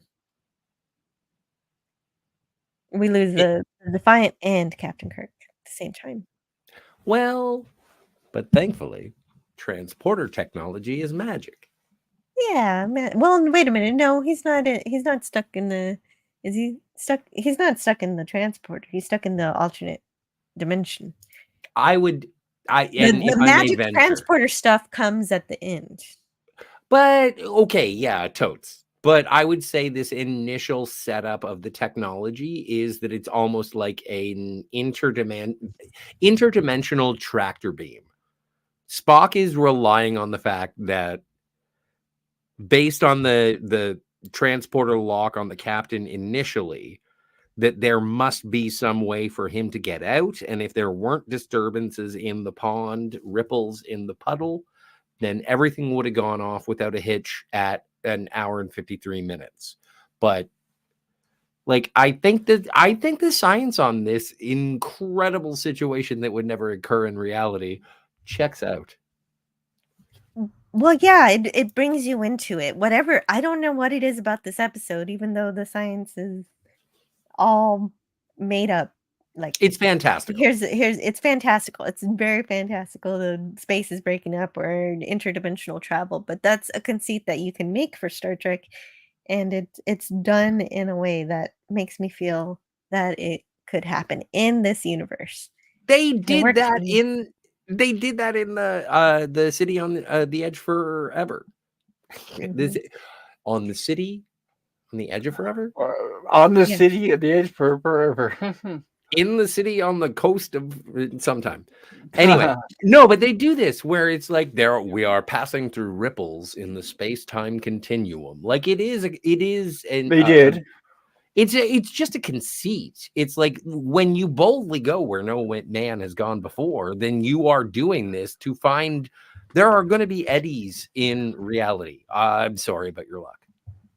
Yeah, Spock says we must try, Mr. Scott. The fabric of space is very weak here. If we disturb it, there will be no chance of retrieving the captain alive. And Yep. picture it this way, Mr. Chekhov. We exist in a universe which coexists with a multitude of I'm just others in the British. same physical space. At certain periods of time, an area of their space overlaps an area of ours. That is the time of interphase during which we can connect with the Defiance universe. And so, yeah, so this is a very fun sci-fi concept, which is, of course, as we mentioned earlier, repeated through lots of other different, not only Star Trek episodes, but also the Orville. And let's see what the chat says. I think somebody was saying, Mr. Miles says, I'm curious if Jill has also watched Stargate SG-1, Atlantis, Farscape, Babylon 5. Yes to all except for Babylon 5. I've only seen one season. I am working on it. That one I Wow. am still. Shout out to you, Jill. That's great. That's more than I've seen. I haven't seen any of those. Yeah, me Oh, either. yeah. You're Well, a doctor. yeah, Stargate. But we know Stargate is know one of my favorites. PvP, right? PvP is a big fan of Atlantis and Farscape. Oh, good. Oh, okay. And so he also likes Stargate. I gotta talk to him about Stargate sometime. You should ask him about Praxis. Stargate. You No, gotta I'm get sorry. over it. It was Farscape. Atlantis and Farscape is what he likes. Okay, Yeah. that's right. Because I've never talked to him about Stargate. I think I Right. would He have. keeps lit going up on for about that. that puppet. He wants me to give it another try, but I told him probably not. Farscape Yeah. sounds like a Farscape's a fun time. fantastic. I haven't seen any of it really. In I earnest, know. I It haven't looks seen any great, of it. but it just if you're willing to accept that having a puppet being one of the characters, then you'll be okay. Well, Yeah, it's a. Have you met alien. Yoda? I had a problem Yeah. with Yoda too. but Oh, I don't okay, wanna same get- deal. Same deal. I know a lot of people are. The thing is, I'm a big Muppet fan. I used to watch the Muppet Show. Mhm. I was watching the Muppet movies when they came out, and I remember when Empire Strikes came back. I said, "What is a Muppet doing in Star Wars?" And then I So you don't realized like it was the end just of Cat Spa? Nope, Those were marionettes. Those were marionettes. And by the way, I like King Kong, which was stop motion and stuff like that. So it's not That's yeah. puppet. No, what it is it was. I'm talking about basically a sock puppet, something with a hand stuck up it, and a stick for the hand. And when it moves, it bobs up and down. It was like Okay, watching okay. Kermit the Frog, or Miss Piggy. It took me out of the movie. So Well, that's me. There you go. We should review Star Wars. But Yeah, I we used to could. be a big We Star Wars definitely could. fan. I used to be a huge Star Wars fan. That was part of my life as much as Star Trek, but unlike TOS, Star Wars is dead to me now. Well, what was it? And sorry for this Star Wars sidebar Yeah, on a sorry Star about Trek it. podcast. Distraction, No, it's guys. my fault. I'm going to say Fine. it. But pop Fine, culture guys. curator, my opinion of Star Wars ends at Return of the Jedi. I'm Same done here. with it after Return of the Jedi. Same here. I did not like the prequels, sequels, or anything Sounds else. good. So I agree with Sounds you. good to me. Yeah. Sounds great to me because I only watched the prequels once. That's all. Everybody saw them. Yeah, it was like once, and then I couldn't go back either. And you can hear all about it next week on our May the Force Be With You podcast. I don't know, man. I don't feel qualified That to name talk is about already Star Wars, taken, but I'm I'll do sure. it for you. at Rest some in point. peace. I would call it rest in peace, Star Wars. Well, no, I'm like if I'm gonna do anything, and a big shout out to my co-host on the Phantasmagorium show, Kat Yes, /9. we need Kat for sure. Absolutely. Like I can't talk about Star Wars without her in the same way that I couldn't talk about Indiana Jones without her. She is my movie critic co-pilot, and she keeps me honest, and I frustrate her. And she's also a fellow Star Wars fan. Oh, she's big. She's huge. She's bigger than I'll ever be. Oh, cool. Yeah, she's one of the biggest, Star Wars fans for sure. She knows her stuff. She's encyclopedic. It's really a shame what they've done to it. It's heartbreaking. Not if you just disregard everything after Return of the Jedi. Let's move back to the episode because I'm going to run out of time. Went it must have taken the captain with it. Thank you, Joe. You're going to run out of time no matter what, lady. If we disturb it, there will be no chance of retrieving the captain alive. I see. She And I like him. And we get to hear Chekhov scream. Always looking forward to hear Chekhov scream. Yeah. I didn't clip his screaming. I should have, but Well, no wonder he transferred off of the Enterprise to the Reliant. He was like, "Oh, nice, cushy. we'll do science surveys. I won't be drawn into." I don't know why I'm Scottish in this particular instance. well, Spock is trying to explain things to Chekhov, and so Chekhov gets really aggressive and starts attacking Sulu. It's amazing. Sulu's like, I was waiting for that. And it But just everyone- takes a while for Spock But to do his everyone neck is- punch. Everyone is defending Chekhov. Everyone's saying he was totally out of sorts. It wasn't him. Right. That was totally out of character. Even though, as James Caserta says, Chekhov screams in every episode. I don't think it's every episode, but any episode that really highlights Chekhov for some reason, I don't know always how many fun. times, but it happens. Well, we are still waiting for Way to Eden, so I can't wait. Oh, does he yell in that one too? I don't know, but that's a Chekhov episode. Oh, then he must yell. I'm glad that Walter Koenig is still with us. Oh, Yes. actually, the 365 book has a bit about it. Let's Oh. see. So, several of Star Trek's characters have signature lines of dialogue. Spock regularly says, "Fascinating." McCoy says, "He's dead, Jim." Uhura says, "Hailing frequencies open." And Chekhov says, "Ah!" Actually, the Navigator screams in only 5 episodes. Oh, there it is. Mirror, mirror. To be precise, it's the Mirror Universe Chekhov who screams. Gotcha. Yes. The agonizer. Agony booth. Yeah. The Or Deadly Agony, yeah. Years, Day of the Dove, the Oh, I Tholian haven't seen Web, it. Which one? and The Way to Eden. And we Oh, haven't gotten he to does Day of the scream. Dove yet. Right. We get a screen Although Way it- to Eden. So we've got Yeah. 2 more at least coming up still. Good.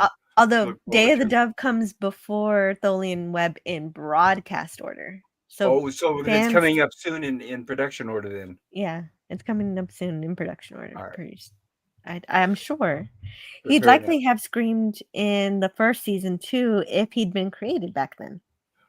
And rest assured, the motion picture scripts a decade hence would offer Chekhov plenty of additional opportunities to scream. Oh, yeah, in Rathcon. Clearly, the writers thought it was a skill at which Chekhov and vocalist Walter Koenig was unrivaled. Star Trek 4. Star Trek 1. That's right. It's agreeing almost every. It's true. He's the Fay Ray, the Janet Lee. Yep. It's interesting. I do appreciate Walter Koenig more and more. He does get more of a highlight in this season, so I do enjoy his contribution more and more. I've always seen Chekhov as a character, but it's like, why do I like him? I don't know. And watching these episodes from Spectre of the Gun to this, and I'm looking There it forward. is, my favorite scene. That's amazing. Oh, you love that. Let's go back to that then. No, that's great. Sure. I always considered, I guess if somebody was to ask me, why do I like Chekhov? Because I grew up watching Star Trek, I consider them like a family. And Chekhov's like the younger brother. Yes. Yeah, that's true. And but as he functioned on the ship, he's a backup science officer, as Scotty likes to mention. Yes. Yeah. Yeah. It is the relationship that the appreciation. And when you go back or even if you felt it all along, he is great in inspecting his relationships with the rest of the crew. When he was introduced and when he was promoted to the bridge, I think that it was justified, and he does his best. Since I remember this scene so well, that ever since I was a kid, this shot with Spock, the fisheye lens, and Spock trying to talk Chekhov crazy, not listening to a word of it. But then later on in life, I always associated this with people with Alzheimer's. I always wondered if this would look like to them when you're trying to get their attention. I'm not saying they're crazy. Oh, no. I don't think you are. I think you're trying to reach them, and they're far away. Right? They're far away mentally, right?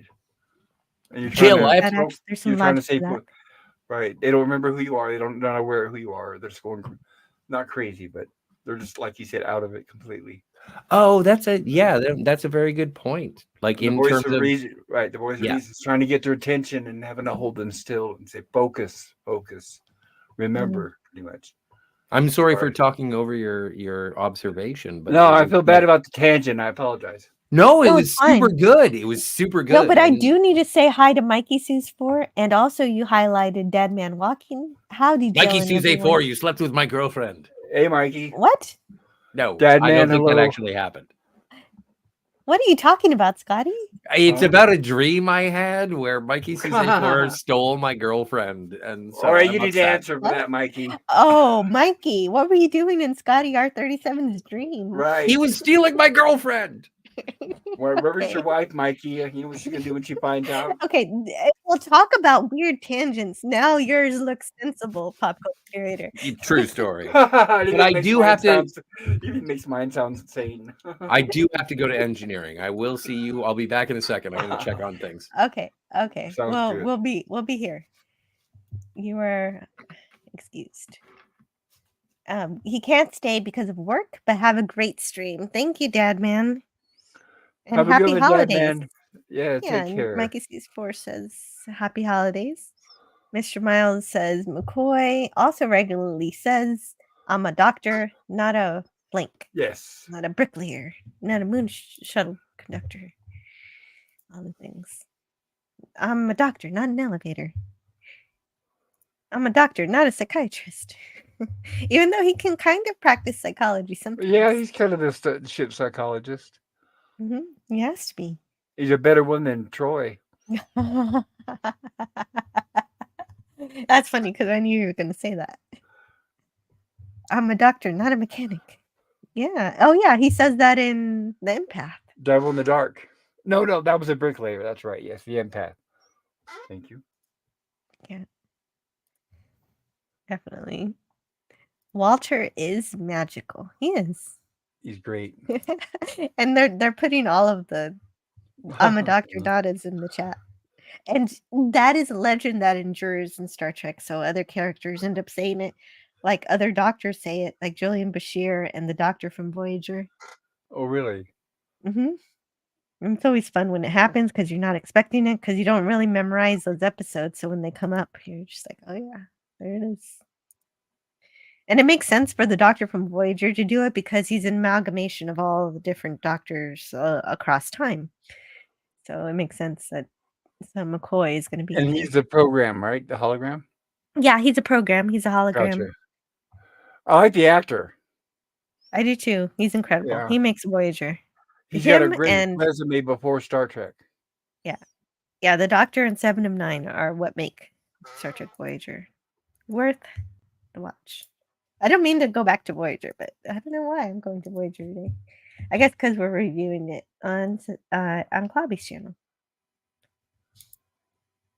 and so they have to subdue Or Chekhov. Chekhov, poor Chekhov. Yeah.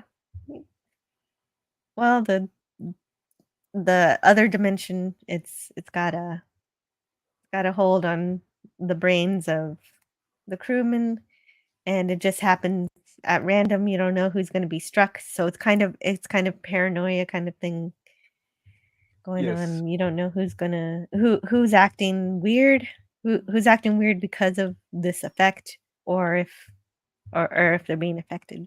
You just don't know.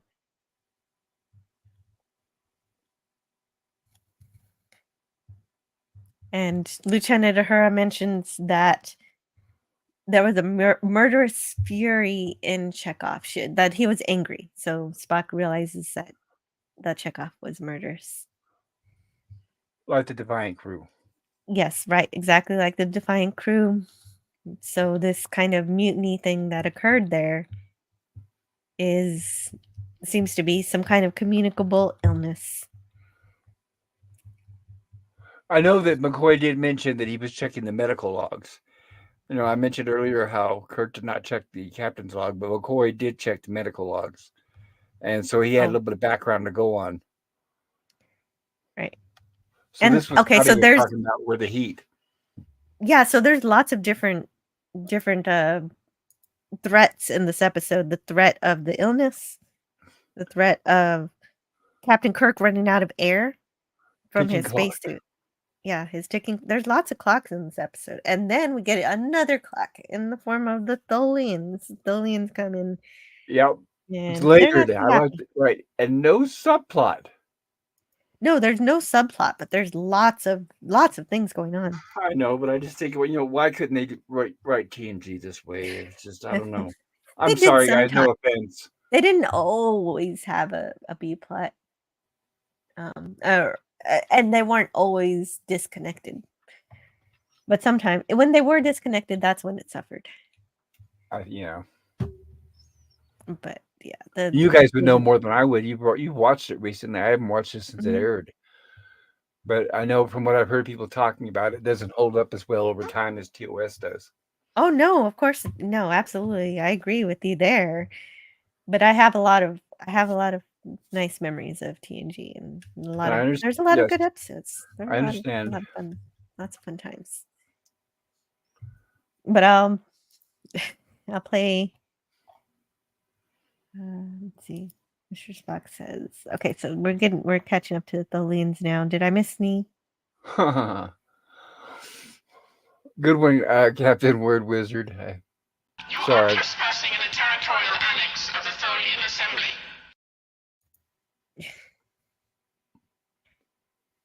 Ricardo's first role was finest role. Finest role was Johnny Cabs. Yeah. Right. From Total Recall. What are we doing here? Which I want to cover that soon. I was talking about that on my sci-fi horror stream. I want to do Total Recall soon. Oh, awesome. Total Recall. That'll be awesome. That'll be really great. It's a fantastic, the original, fantastic movie. Mm-hmm. Oh, I forgot they did a remake. Yeah. He's a recurring character. Walter Koenig. Yeah, right. He was on Babylon 5. I definitely heard about that. Walter Koenig was on Babylon 5. Hmm. If you can Ooh. get past the rough effects on TOS, you can handle a puppet. Oh my goodness. This ain't a Dairy Queen, says Matt G. What? I'm glad Matt G is here. I will consider that, And Mr. James Miles. Caserta. Yeah. Yeah, definitely consider it. It is a good series. I was talking about it on my last stream. We were talking about it, and I know every now and then where puppets pop up in movies, but I don't know. It's for me, it's a disconnect. The only puppet I ever handled that blended in with live action that was believable was the one from Little Shop of Horrors, the plant. Oh, Other than right. that, other than that, I always see a person in a suit or a hand up a sock or whatever. But I mean, Mhm. Little Shop of Horrors is one of my favorite movies. I think the work on the plant was genius. It's really well done. I like the invasion at the end. That's probably the best part. Did you Yeah, ever the younger finish that review? generation. Yes, finally we did. Oh, you did. But it's interesting because the younger generation have seen the original ending and not. I'm sorry, I meant the extended ending. Everybody has Yes, seen that's the that. only way I've ever seen it. Right, and for us old school people, we had to deal with the abbreviated ending for decades and decades before the director released the extended ending. I think that's the coolest part. Yes. Because it's a culmination of what you've seen the whole movie. So, Yep. So the Tholians arrived. The voice of Commander Luskin, was done by Barbara Babcock, but she was uncredited. I like the sound of it. The way they tweaked it. It sounded good. Metallic. I agree. And we have another puppet. The Tholian was a puppet created by Mike Miner. Well, even from the Corbomite maneuver, I like that one. It Yeah. didn't move a lot. And they even said at the end, they say it's just a puppet. But it wasn't a Muppet. Where it bounces up and down when it walks, I don't know. Right. Well, the Barbara Babcock provided the voice of the Tholian commander. This was her 4th of 5 Star Treks. Her voice was also featured in The Squire of Gothos as Trelane's mother, and Assignment Earth as the Beta 5 computer, and the alien cat. She was seen in A Taste of Armageddon as Maya 3. Babcock, a future Emmy-winning actress, which soon returned in the front of the camera for Plato's Stepchildren. Okay. Oh wow, that'll be our last time seeing her when we see her there.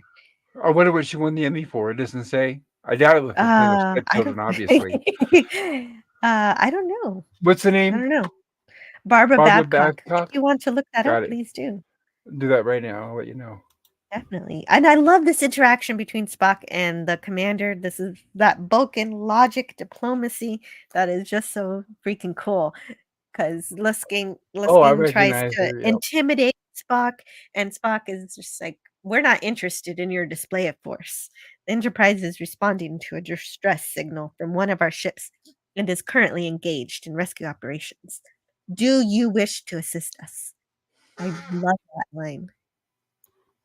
And fortunately, these Tholians, they're very reasonable. They're like, okay, we don't see a ship. You say a ship disappeared. You say it's going to take an hour and 53 minutes. All right, we're going to come back exactly then. And if if you're not correct, of course, they're going to blast you. I But like that. they're So they don't waste any time. They don't bluff. They do what they said they're going to do, and they attack as soon as time runs out. Barbara yeah, Babcock is still alive. she is. That's great. 86 years old. Wonderful. Hill Street Blues was for the Emmy. Thank you. I wouldn't have known. But she is very recognizable. Yeah, if you see her, it's like, oh, I remember her from, because she also acted in some Star Trek episodes in front of the camera. Yes. Yes, and later on in the episode, of course, we get Spock's ad-libbed line, the renowned Tholian punctuality. And that's a pretty great line. It's pretty great because it was ad-libbed. Judy Burns, so this is from the Mark Cushman book. Judy Burns, still watching from the sidelines, was very impressed with the line Leonard Nimoy added to the script. She said, "I owed him a great deal here. He coined the phrase, renowned Tholian punctuality. It was not in the ship. He ad-libbed it. And after he did it, I went, wow, I owe you one because it was so perfect. It cut through and gave us a sense of humor and all kinds of things. And that was just Leonard being smart, ad-libbing on the set." That's very cool. Yeah. And so we hadn't gotten to that part of the episode, but it fits with the Tholian theme that we're talking about. And I like the fact that Spock didn't try to talk him out of it, or they didn't get talked out of it. They were prompt and punctual. They did what they threatened to do. And I don't know. I like that. It's much more believable. Yeah, they're really cool. They're a really cool alien species. I like them a lot too. Here's I'll probably play it. Renowned Tholian punctuality. Mr. Spock. It's my favorite line, so I love that Nimoy himself came up with it. And then they have their battle. So we'll look at that battle as we talk about whatever we like.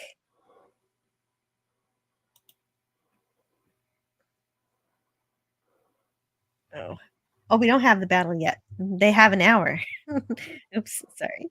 We'll have that a little bit later.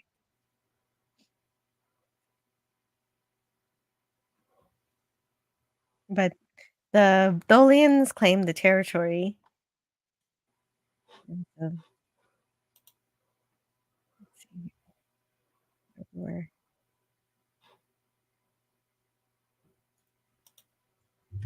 And Spock says we're on a rescue mission.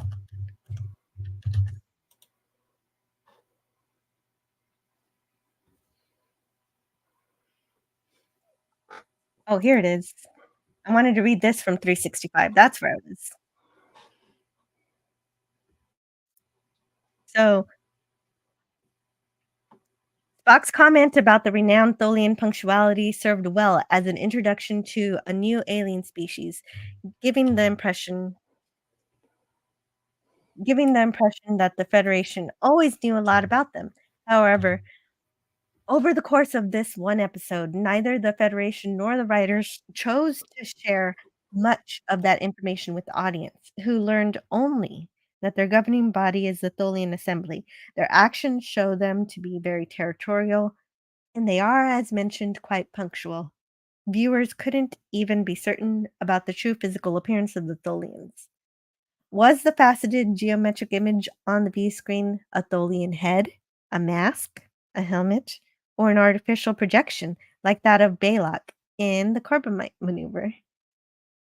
Decades would pass before viewers learned more about this mysterious species. Although the Tholians were mentioned several times on Star Trek The Next Generation and Star Trek Deep Space Nine, it wasn't until Star Trek Enterprise, the Enterprise episode In a Mirror Darkly, that viewers learned that Tholians don't have much of a head at all.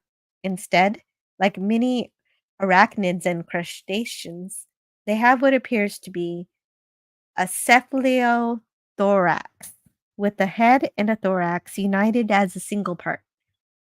Within their nub of a noggin, a pair of deep-set, glowing eyes are the only distinguishable feature. 2 spindly arms and 6 spider-like legs complete the rather disturbing package. From the information that Star Trek Enterprise presented, it appears that the image projected onto Spock's view screen in the Tholian Web was indeed that of Commander Loskeen.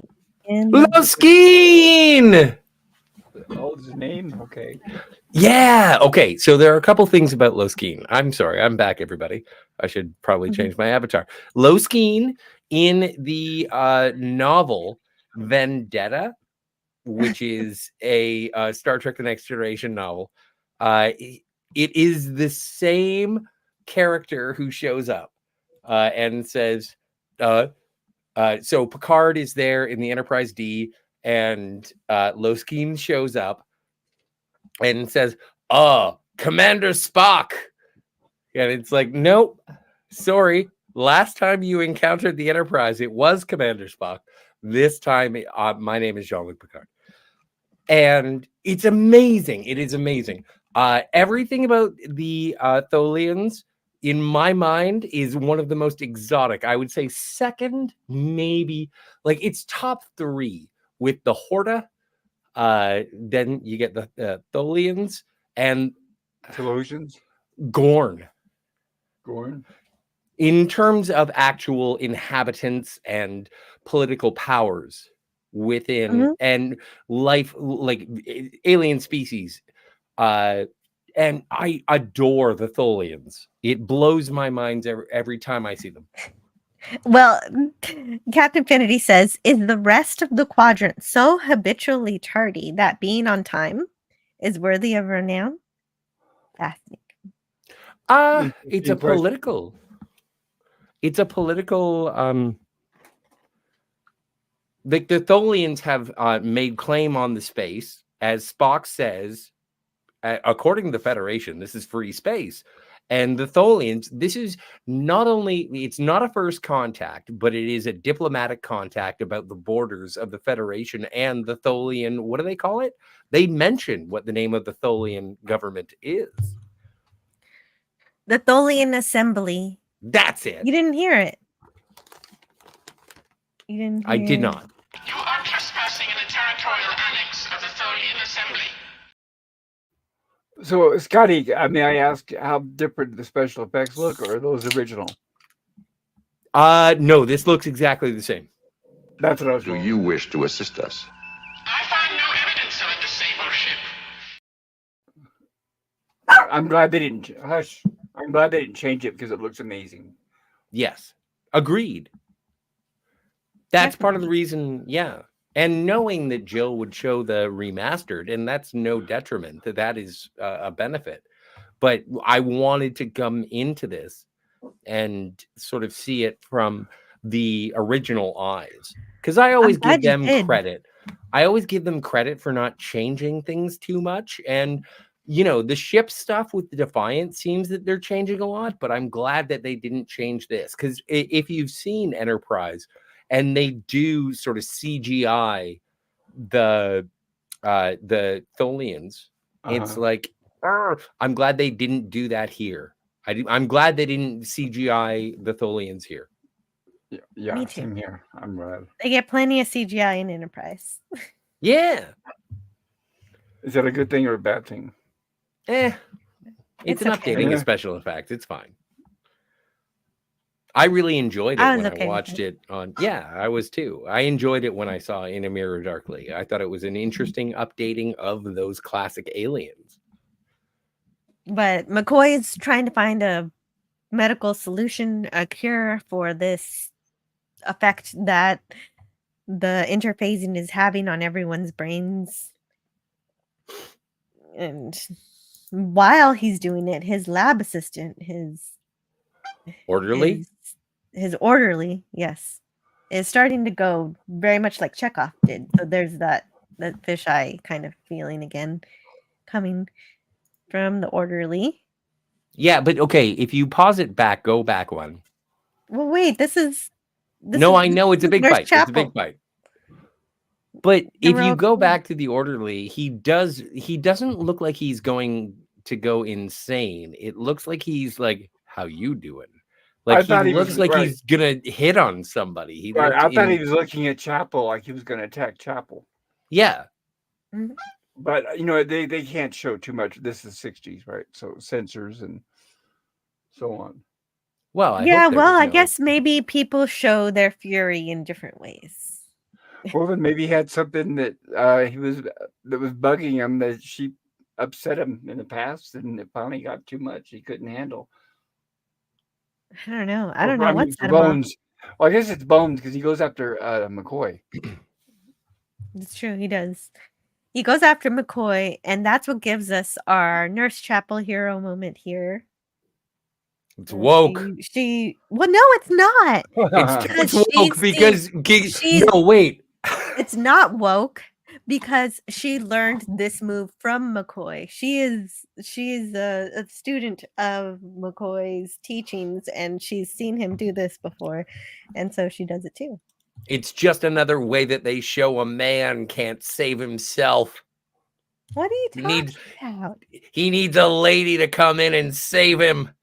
But Star Trek is all about teamwork, and in this instance, McCoy's partner is Nurse Chapel, and she's by his side, and she's just as important as anyone else on the ship. And so I think it's wonderful and lovely, and you're being silly. I am being silly. That is true. It doesn't make sense.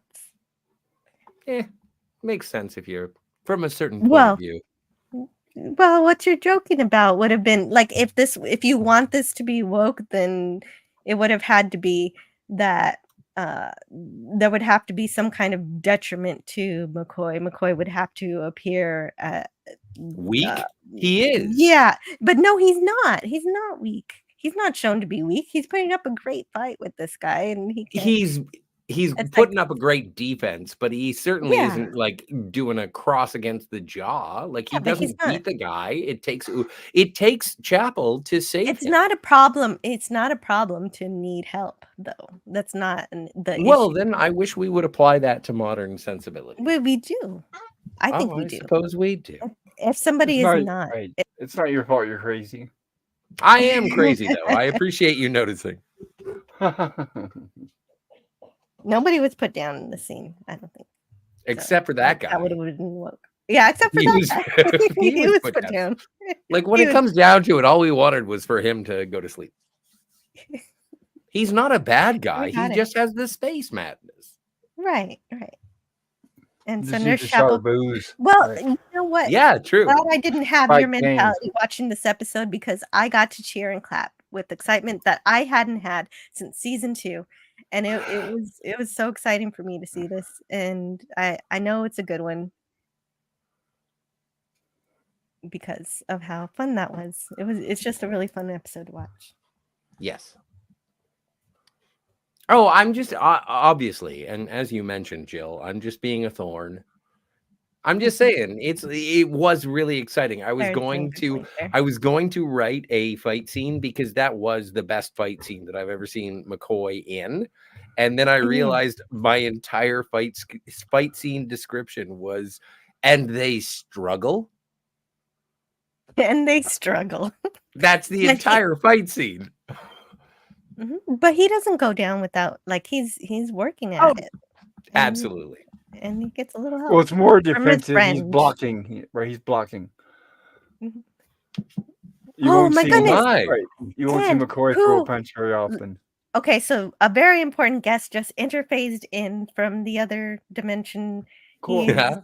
And we're going to transport him up and bring him aboard, Mr. Scott.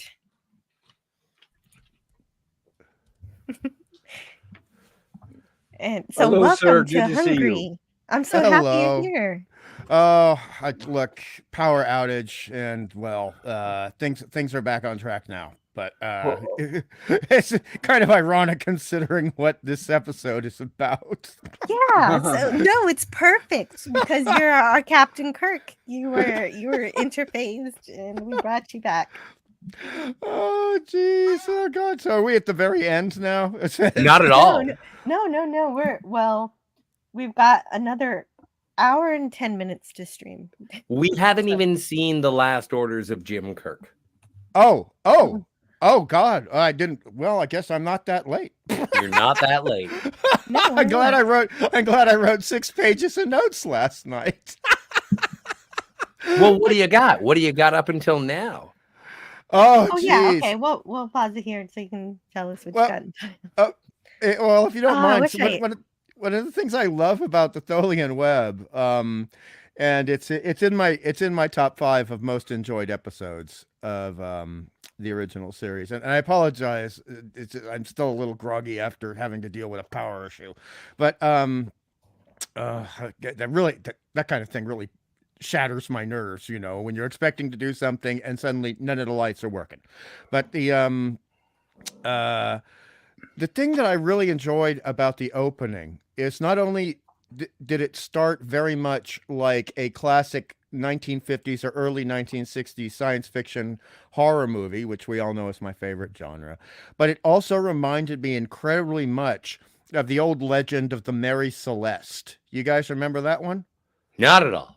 I don't Really? remember Mary Celeste, but I do need to say goodbye to Classic Comics. He's going to Oh, go see goodbye, Classic. Godzilla. I can't wait to go see that myself. I need to. It's going to be Take showing care. up late here. But I'm sure pop culture remembers the Mary whole thing Celeste. about the. So there was at one point they found this ship which would have had something like somewhere between 12 and 24 crew members plus captain, and some passengers as well.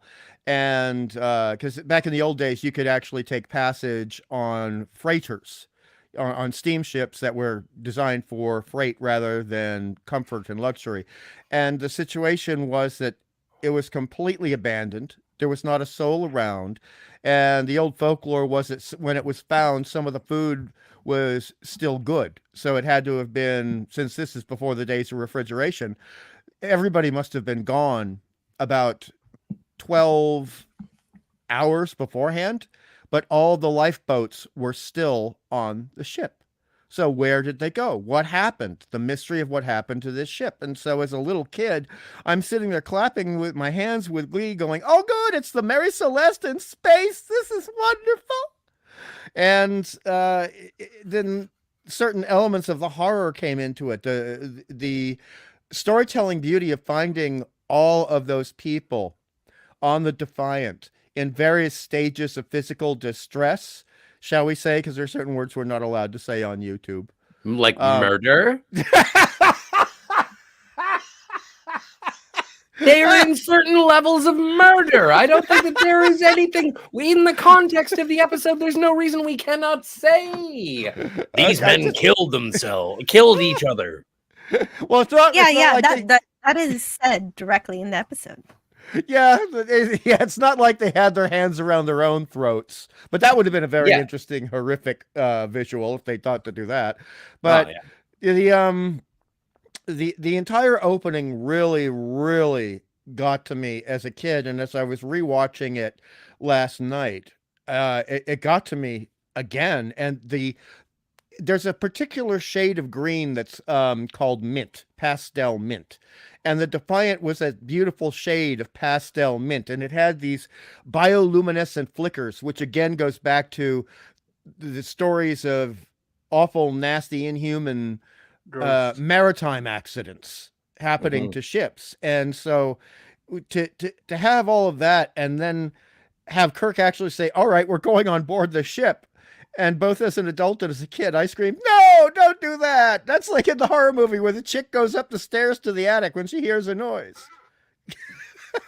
Yeah, exactly. They go on the ghost ship for sure. And that was the whole idea of the episode that Judy was creating, is that she wanted to write a ghost story. But of course you have to make it sciencey. So that's why it's the interface into another interdimension. Like Bermuda Triangle thing. Yeah. One of the things that I was thinking while watching this was also sort of a situation where a ship had sank. Oh. And it had just been consumed by the sea, like by space in this instance. And I just thought it was an interesting sort of, maybe it's my own headcanon, but it was like, oh, well, we went aboard the ship to see where the crew went, but there was a mutiny and now we're trying to get off the ship. But unfortunately, this particular rowboat only allows for 3 people. So you're going to have to stay behind. So we'll come back with another boat for you, Captain. And that's exactly what happens. And then it is the endeavor to try and save the captain from the lost nautical vessel. Well put. That was oh boy, that was more articulate than I can be this morning. Thank you, Scotty. Well, I'm very drunk. Oh. well, Spock says that it's possible that the entry into the area was disturbed by the Tholians, so that's why they don't meet up with Captain Kirk on this pass of the interface. So he has to do recalculations again, even though he's running out of air in his spacesuit. But 3 hours and some such. yeah, 3 hours. Right, a little over 3 And and a half. McCoy, this is the part of the episode where McCoy starts to push back. He says, we've got to go. We can't stay around here. Captain Kirk is gone. We got to save the rest of the people on the ship. But this is the kind of scene where it's not flat two-person, like this direction is more dramatic. And as we progress through the episode, the direction becomes more just like static shot, two-person talking head dialogue. And this is a lot of that. There was a lot of that, but please go on. Well, and as we discussed earlier, and I'm sure you are aware, Hungry, is that this is an episode that is sort of divided between two directors. I noticed that, and I never understood Captain that. Infinity's got to go. See you later. Oh, bye-bye, Cap. Bye-bye. Take care, Captain Infinity. See, Affinity, I can't wait for you to besmirch me. Again? Again! Well, if you request it, he usually obliges. Yeah, I know. It's my own worst enemy. So, what?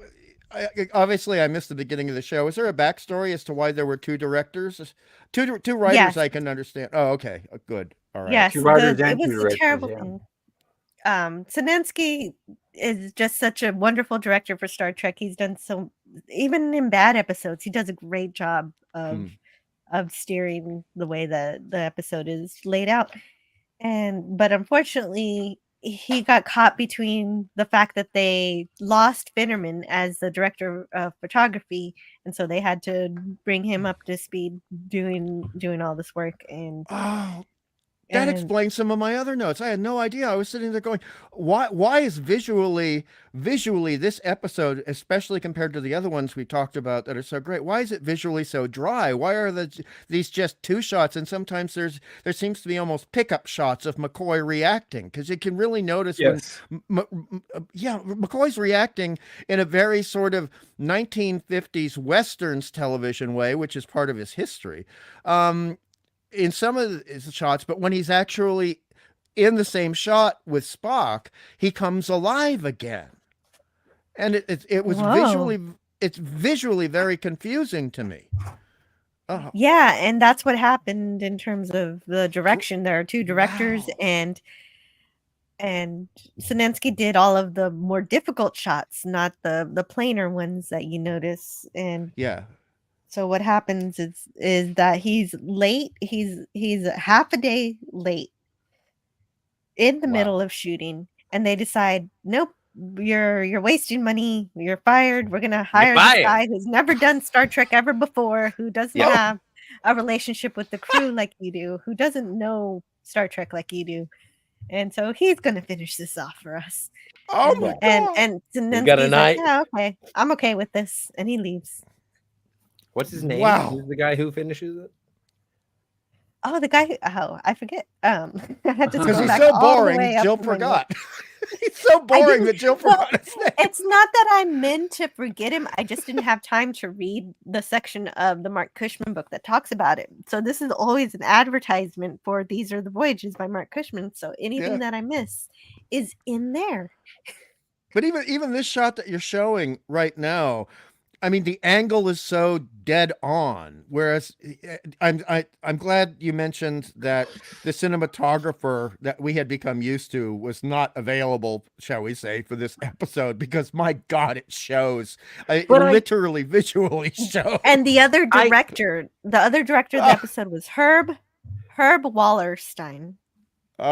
Never heard of him. There you go.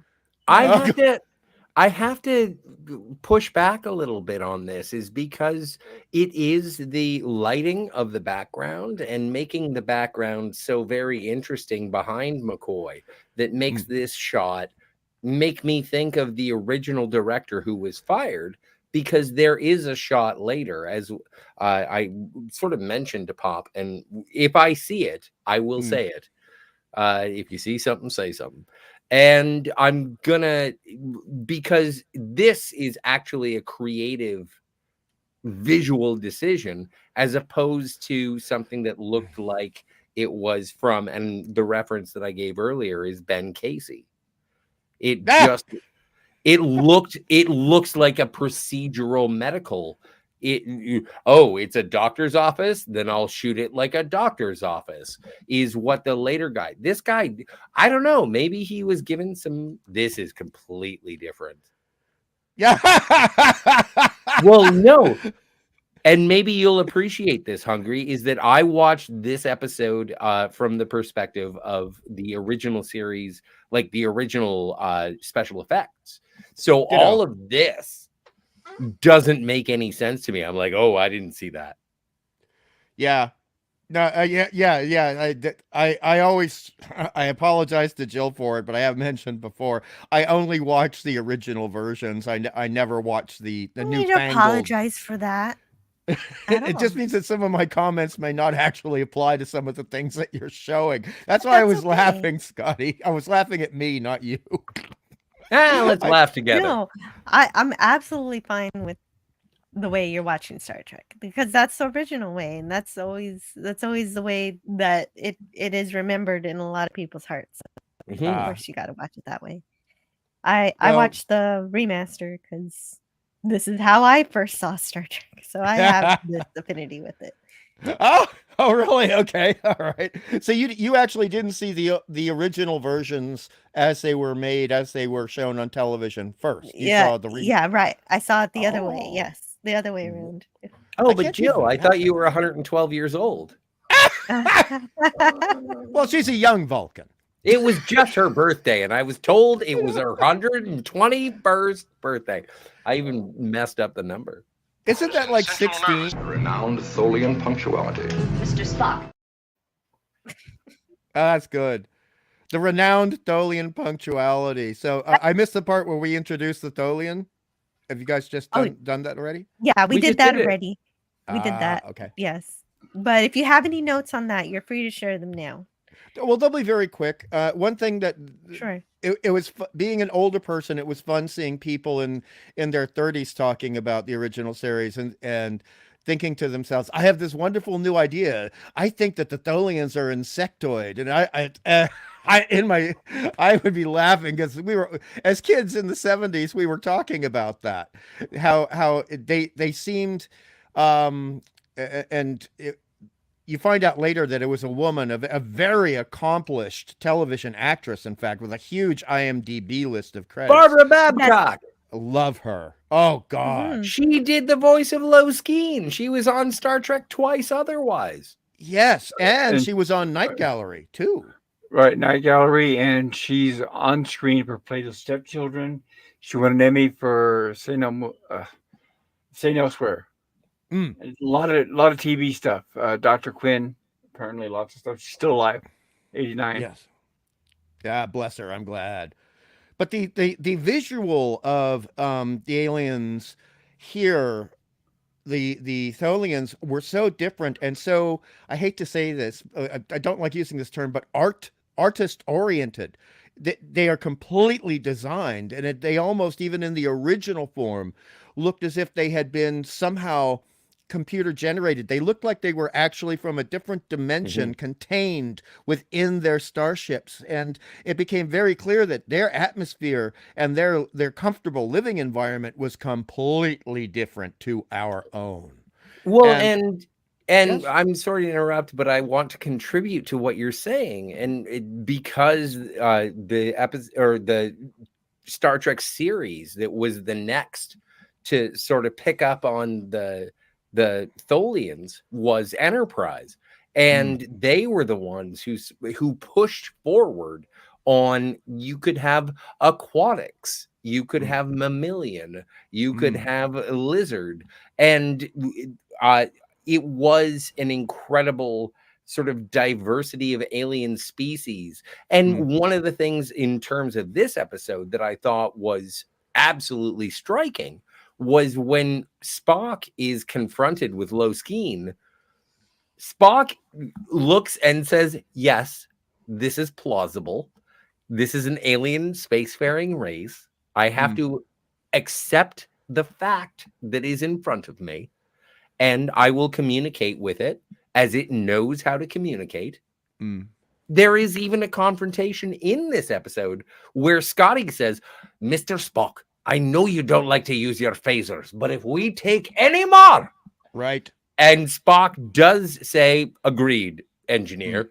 And there is enough, I'm spoiling my review. This is top 3 episodes of Star Trek ever. Yeah. This is one of, if you were to introduce someone to Star Trek, I would say this episode is one of them. I would say this is the one. Well, I actually wouldn't, because I would want them to be introduced to a couple of ones that were just shy of being as good as this, and save this.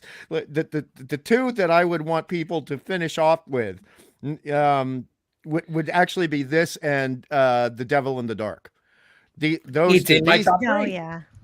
I mean, because these are it's top 5. These are Start almost off with or finish with? I'm a bad person. I often don't watch things in production order or televised order. I have No, I to. mean, no. That's okay. I mean, if you were recommending Star Trek to somebody who has never seen it, Yeah. do you mean you would start off with these episodes, or you would finish with them? I would choose a couple of slightly lighter episodes in terms of tone, because this actually has a very dark tone. I mean, technically, if you think about it, the metaphor, music. yeah, the metaphor of what's going on with Kirk is almost like a drowning man in a maelstrom who is trying to be saved by a ship that can be pulled into the maelstrom, and I'm referring to the actual maelstrom as written about by Edgar Allan Poe. Yeah. Which is almost a ghost story of the sea, because the maelstrom comes out of nowhere and then it goes away when it pleases. And Right. I was already aware of that as a kid. I'd actually read the Maelstrom as a wee child. I read a lot of strange things when I was a kid, but the Heavy metal. actually, I started reading heavy metal at age 12. And Yeah, me too. Yeah. That was the best. That was my first pornography. That's not why I started reading it, but it was a nice why I gravy on did. that was gravy on the potato. Okay, Yeah, that was that gravy is- on the potato. Yeah, But- well, you thought with your brain. I went south. That no, there were. I'm going to talk about the episode now. But Yes, sir. Yes, sir. The you see here, this is what I'm talking about. Well, Look- yeah, look the at only expression. poem I read when I was a kid was Annabelle Lee, because it was a poem we learned in school. So Well, I was very much into creepy ghost stories as well as sci-fi horror, and the blocking of the shots here. And I'm so glad you guys told me about the production background of this episode, because now it all makes sense. It actually feels like a 1959 to 1962 sweet spot of scary science fiction movies, particularly the more independent kind of stuff. That you would find in the United States, or the stuff that was made in Britain at the time, which seemed very independent and alternative to the United States mindset. And the body language changes, but we still get a couple of the classic Trek angles, which keep us visually moored. Oh, another maritime pun. I love it. Yeah, it was accidental. Spock, you've lost. No, God, you're a good sharpshooter, Jill. I really like that. Annie Oakley was my first nickname for Jill. But the way that the visuals of this episode link it together, even though, oh wow, that's so strange looking to me. That's I know it's weird, right? I can't. I like Jill. I like the, what is it? Like the puddle, like the droplets in the puddle response. These shields. I'm really looking forward to seeing what the actual, oh my God, I'm gonna have to go to engineering before I actually see what the Tholian Web looks like. I apologize. I have to. This is freaking me out. I'm so weirded out by these visuals. Dude, I gotta step away from my console.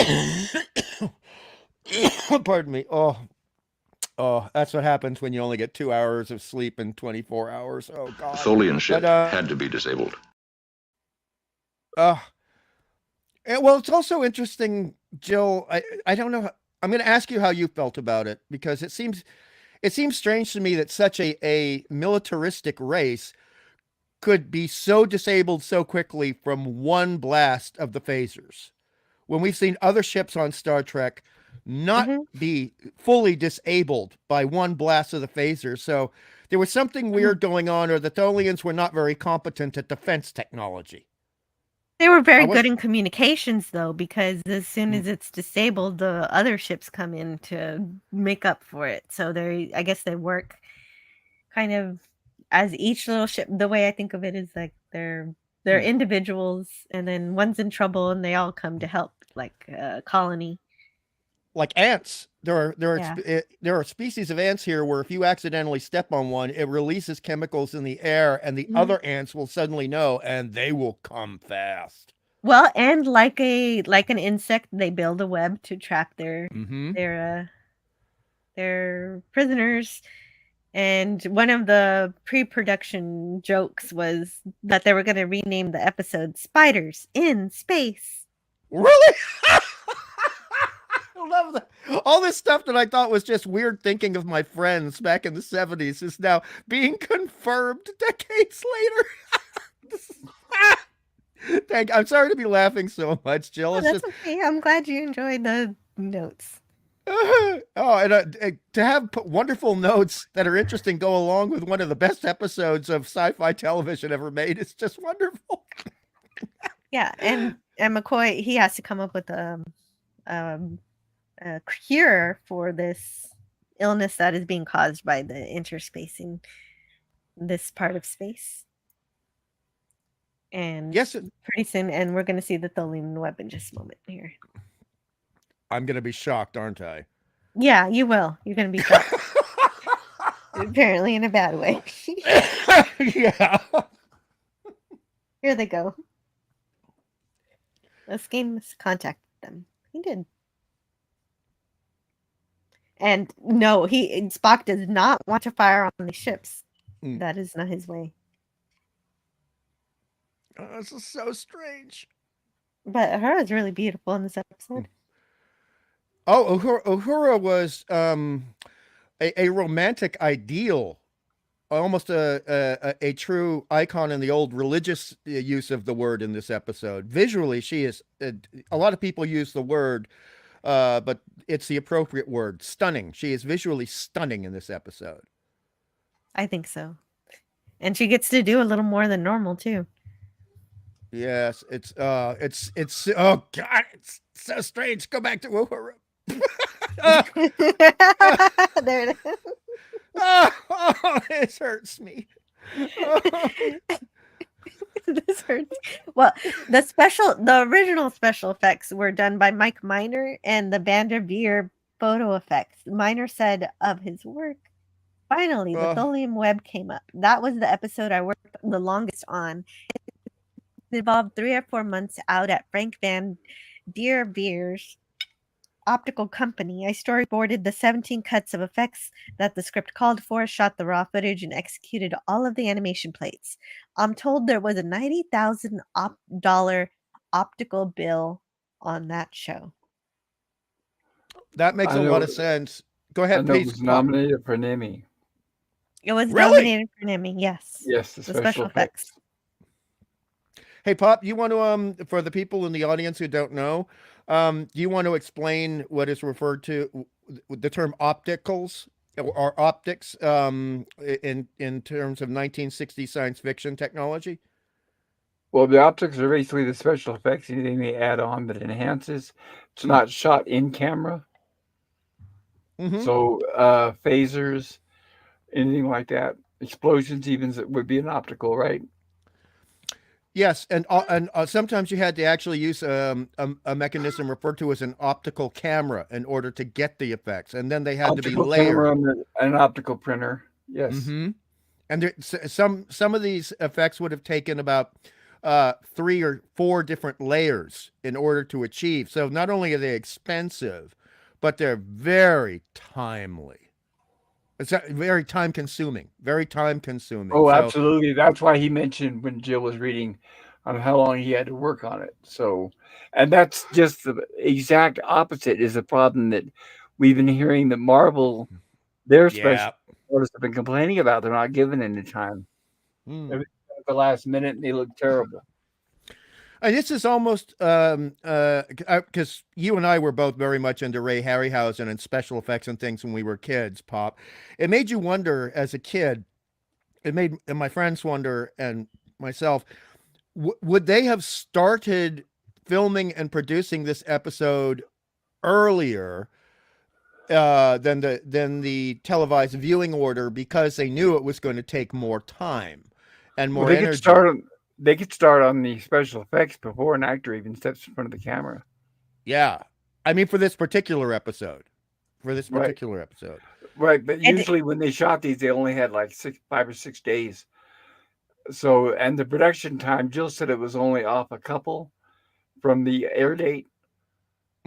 So I'm guessing Actually, it's the same. It's the ninth episode in production order, and it's the 9th episode in broadcast order. But I don't know if they worked early on this episode. That's a good question.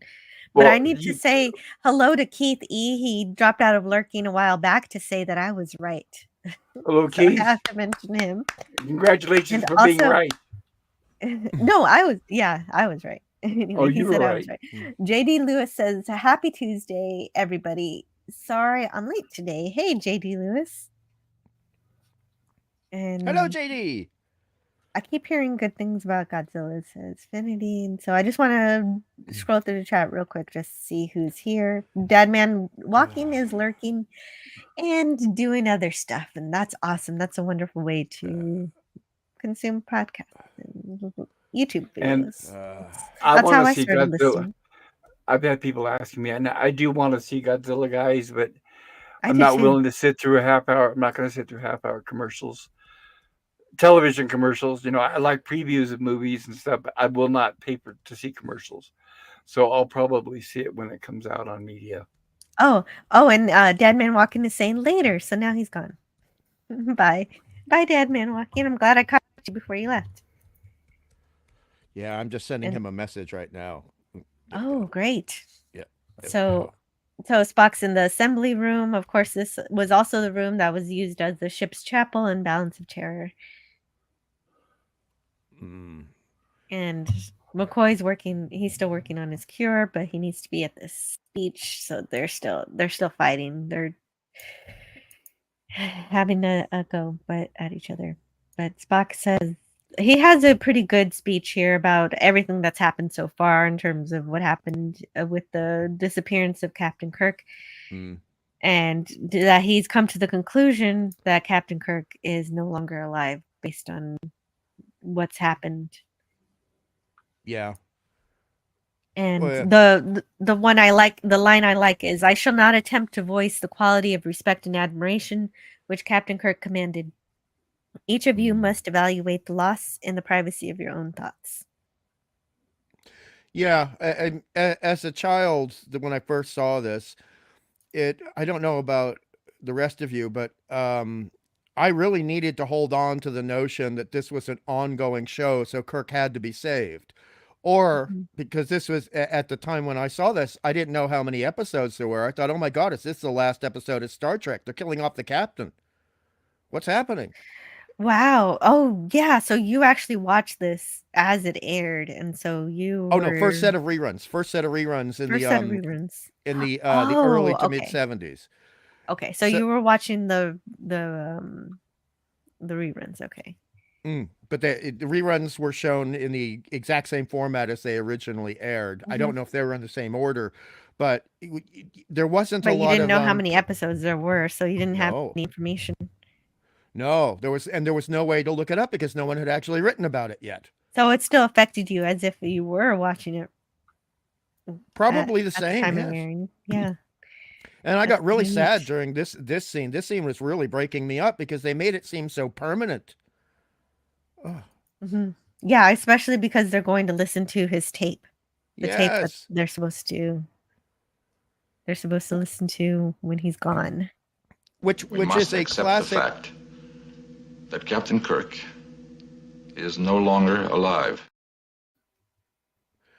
And that's a classic ghost story horror movie motif too. The last recording of a person who's passed on, who is of vital effect to the plot and the narrative of the story. Yeah, and So I this, love both of them here. I love Spock and McCoy here. I love Spock's determination to move forward and do what needs to be done to protect the crew. And I also love McCoy's reminder to him that loyalty to Kirk means hearing this final order. And that's what finally convinces Spock to listen to the tape. And you will honor that order before you take over. yes. I'm just consumed with the emotion of this scene, having only watched it a couple of hours, well, about 8 hours ago, and damn, don't. Oh, that hurts so much when you showed the new effects. Oh, I didn't realize how much it was gonna hurt you to see the new effects versus the old effects. I'll get used to it. I'll get used to it. You don't have to. You don't have to. It's just that I'm throwing your emotions all over the place, aren't I? I'm getting right back into my original enjoyment over decades of the episode, and then I see the special effects, and it's like suddenly seeing a shot from Discovery or something. Oh my god, it's that bad for you. Oh Yeah. crap. I didn't Are you think talking of- about the I- remastered effects? The remastered effects. Yes. I just Oh. I didn't Gotcha. I'm sorry, guys. Ugh. It just really bugs me. Wow. Well, yeah, if I saw Discovery on the scene, I would have that same reaction. So I guess Violently I don't ill. see it that way, but I appreciate that how the love you have for the original effects. Well, they're so soft and luminous in the original Mhm. version, because they were designed for cathode ray tube television, and so everything was anticipated with it going through that electrochemical process to be able to have these little itty bitty glass particles glowing in certain ways, so we could actually see. Did you grow up with you would have grown up with a cathode ray television, right, Jill? I did. Yes. Did you ever totally. disobey your mother and look really close at the screen to see the individual little cells of different Yeah, colors? of course I did. Doesn't every kid? Yeah. Well, when you're told not to do a thing, isn't that the first thing Of you do? course. Of course. But it was fascinating because you realize very quickly, even if you didn't know the word, that a cathode ray television was basically pointillism, where if you look up really close, these individual colored dots mean nothing visually. You step back just so much as 3 feet, suddenly it's a real image. Mhm. It's like science fiction in real life. It was beautiful. I agree. Makes sense. Well, it was definitely the standard for a long time. But this is the part where McCoy gets. Well, you start to worry because you saw the Defiant crew go mutiny and kill each other, so you feel like McCoy might be verging on that a bit here. Right. I think that's one of the reasons why he's acting the way he is. Like maybe he's restraining himself. Yeah, he has to be restraining himself if the way he's acting is because of the other space doing that stuff to his brain. Because It's hard to explain it. In It's the central nervous system are distorting. right, because basically if he goes crazy, they're all screwed. So everything relies on his shoulders. right. So he has to hold it together, even though he is falling apart. Which is oddly enough a humane side of him. It's Vulcan, but humane at the same time. So this plot situation is perfect, Trek, because it's really almost a situational extension of what Spock has been going through since he was a child. Mm-hmm. And here's the line that Scotty was saying earlier. The captain would have remained to recover a crew member at risk to his own life or even his own ship. Yes. But McCoy counters, yes, he would, Mr. Spock, but you didn't have that decision to make. What would you gain to fight the Tholians? You could have assured yourself captaincy by leaving the area, but you chose to stay. Why?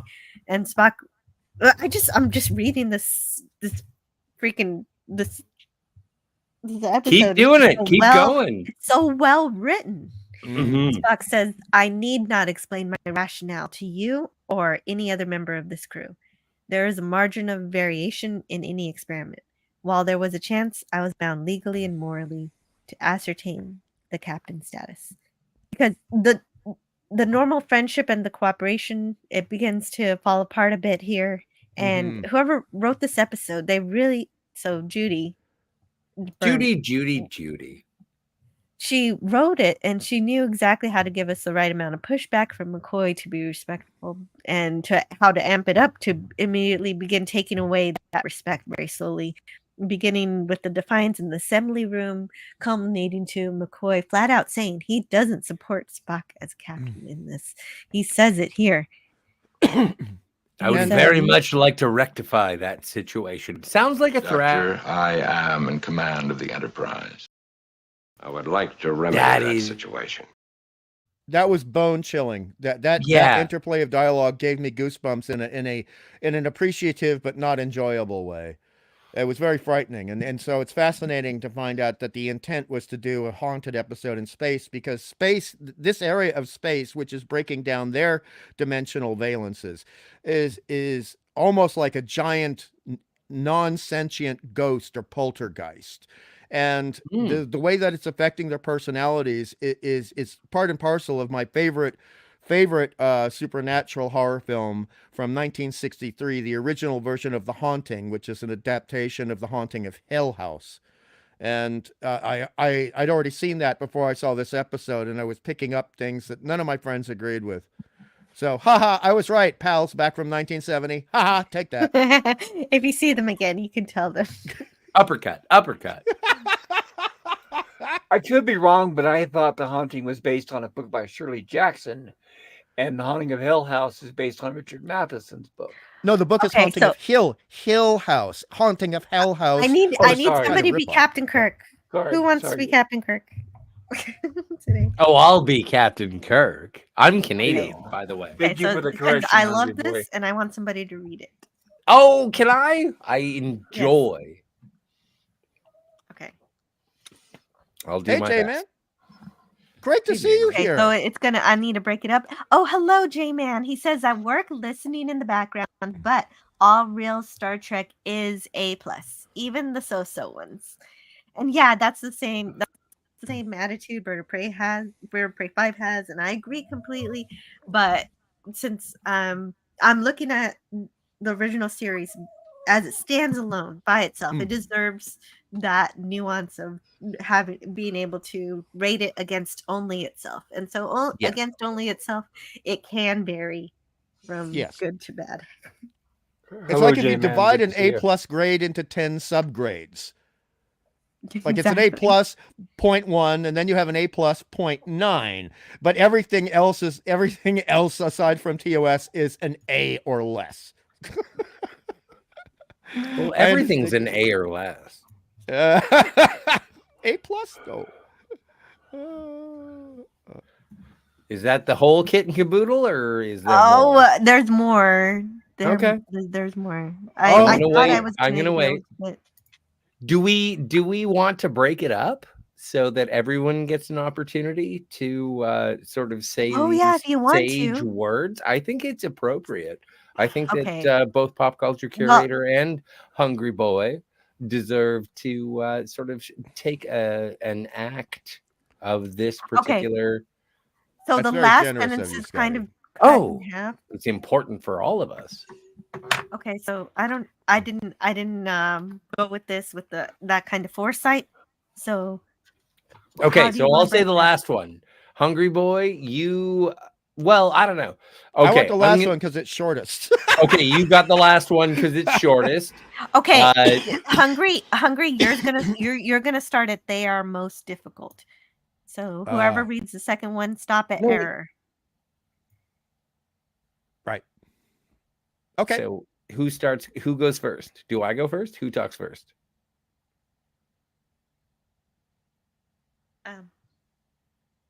Jill, you're the director. I have to pass. I don't have a voice strong enough for it. Sorry. My voice, I don't know if it would last. I apologize. No apology necessary. A to A++++. Well, okay, I do have to get back to work. So yeah, thank you so much, J-Man, for dropping in, and thank you for listening. Hungry in the private chat. I'll start off and then you finish the last two, and we'll call. Yes. Okay? Sounds good. Right? Well, no, I'm asking Hungry Boy. Oh, okay. Oh no, I agree completely. Okay, cool. I'm just So- remembering to start at the word they, and I'm just looking forward to you and Jill doing. the No, rest of it. since pop culture has declined, you can start at butt temper. Butt temper. I have a Good for you, butt bud. temper. Anyway, so Reading, Scotty. Read Captain I'm Kirk's doing- final message. okay. I love this.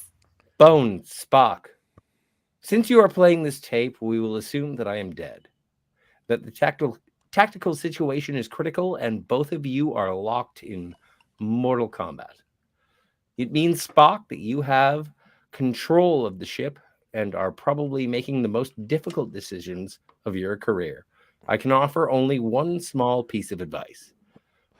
For whatever it's worth, use every scrap of knowledge and logic you have to save the ship. Is this me? I think this is Hungry. Oh, okay. But temper your judgment with intuitive insight. I believe you have those qualities, but if you can't find them in yourself, seek out McCoy. Ask his advice. And if you find it sound, take it. Bones, you've heard what I've just told Spock. Help him if you can. But remember, he is the captain. His decisions must be followed without question. You might find that he is capable of human insight and human error. They are most difficult to defend, but you will find that he is deserving of the same loyal confidence each of you have given me. Take care. Beautiful. Yeah.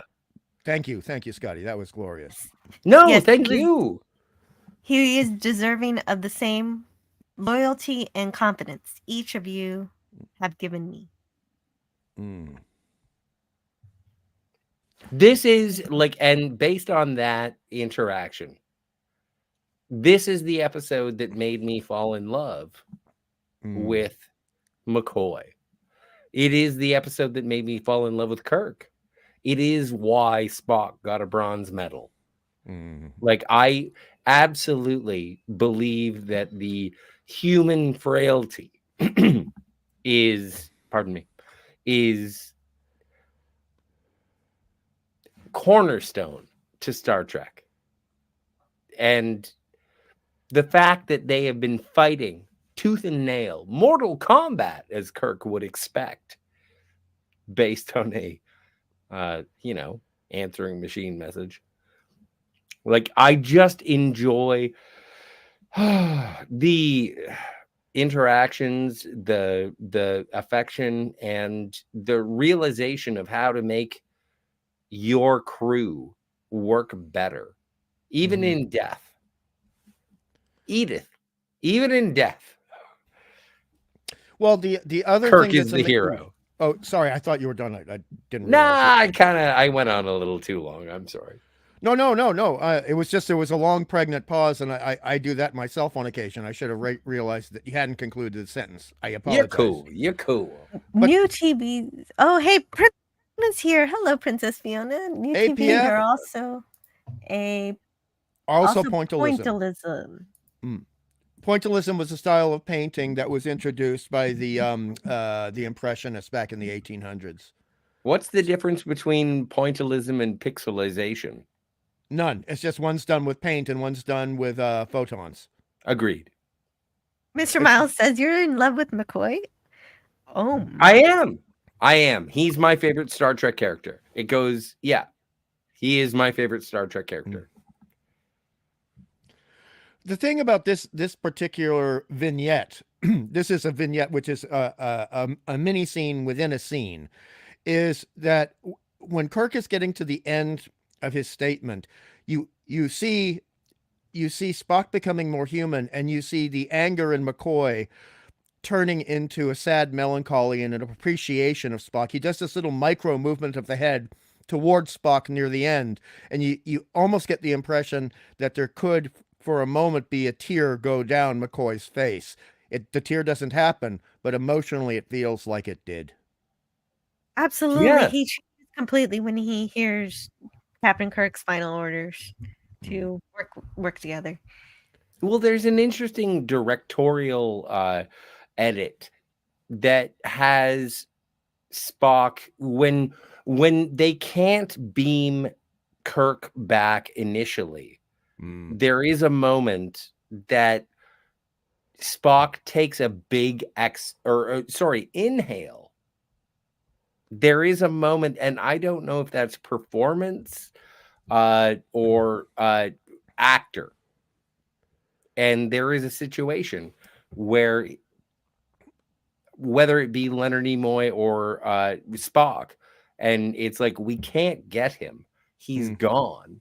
And Spock sort of like, Yeah.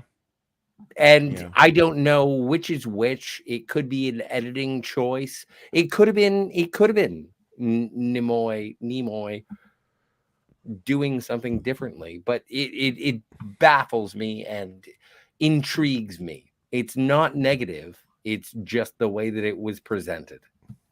Well, I no, that's very positive because he tries to play Spock pretty even, pretty cool, but this episode gives him a chance to play with it just a little because of the effects of the space. And so maybe that's what he was maybe he did it intentionally. I don't know. It'd be a great question for him if we could. Let's ask Leonard Nimoy. Well, ironically, because this is a you have a Ouija board? This is a haunted episode, so we'd actually have to contact a medium with a crystal ball to ask him. I prefer to contact the larges. Well, and we get to see her out of uniform. I'm sorry, I would love to dwell on things. No, let's do this. Just like spend like another hour and a half. Nope. This episode could command a 5-hour live stream, but we only have 20 minutes, lady. I have 20 minutes left. I have to. Oh no! I'm so sorry. I didn't. We could make this a two-parter. Prattling. I'm sorry, Jill. I did not. No, this is the entire reason that we get together, Hungry and Jill and pop culture, is that we absolutely love this. I do have to go to lightning round here. And yeah, that's fine. Lightning round. I'll get in trouble for that vernacular. Oh, well, shut up. Okay. I love seeing her out of her uniform and that she gets to see Kirk first and she gets to do a little bit of more dramatic acting than she usually gets to do because of the nature of the space affecting everybody's brain again. You're crazy. We would all like He's alive. He's alive. And the beauty of this is, again, it's like the haunted movies. This is just real quick, Jill, where you have the one person who sees the ghost, no one else believes them, then everybody else sees the damn ghost, and it's like, oh, she's not crazy. I love that. Exactly. That's classic. That's classic, definitely. So good. And she says, "Oh, I never saw Michelle that." Says that was fun to do. She said that this was fun for her. Anyway, this is the fight scene where somebody goes off the top ropes and then crashes into the rest of the engineering staff and everyone. They hold him and go away now. Nothing to see here. Well, it's the second time we've seen somebody go after their boss, pretty much, because it was McCoy's assistant that attacked McCoy. He didn't go after Nurse Chapel. And then this guy who was one of Scotty's subordinates attacked Scotty. So like I was saying earlier, I mean, it's kind of a joke, but it's almost like there's a grudge and they've been holding it in. And when they're affected, and that's why they seem to be going after their superior officer. That's really smart pop culture because it plays to what happened on the Defiant. Where does the mutiny start? You're going to hit the higher officers. You're going to go for the you're going to go for the gold. Yes. And that's what happens. Brilliant observation, Pop. Brilliant. Love it. And and McCoy discovers that he needs a Theragun derivative to solve this brain issue that everybody's having. It's a Klingon nerve gas. It's a setup and a payoff. Definitely. And so now Scotty gets to see Captain Kirk next. Mm. And I love that still, special effect. I love that. Still, even after Scotty sees it, Spock is still questioning it. He says, In critical moments, men sometimes see exactly what they wish to see. Am I wrong? But didn't Scotty say something along the lines of it looked like he was, I mean, as if he was standing right there? Because, I mean, obviously, us, the audience, we see it with the effects where he's semi-transparent. But I didn't hear anybody mention that he was. no, he just says, I don't believe it. Well, and it's interesting that you mention it, but I think that it is sort of that escalation where Scotty is saying, and also reinforcing what Uhura was saying, but it's, no, I saw him. I saw him in the same way as if he was standing right there. It was eerie. It was weird, but I saw him as if. And so I give, it's unfortunate that they dismiss Uhura's claim, although, space madness. Pissed me off as a kid. And McCoy even says, well, Uhura, you're the only one who saw him.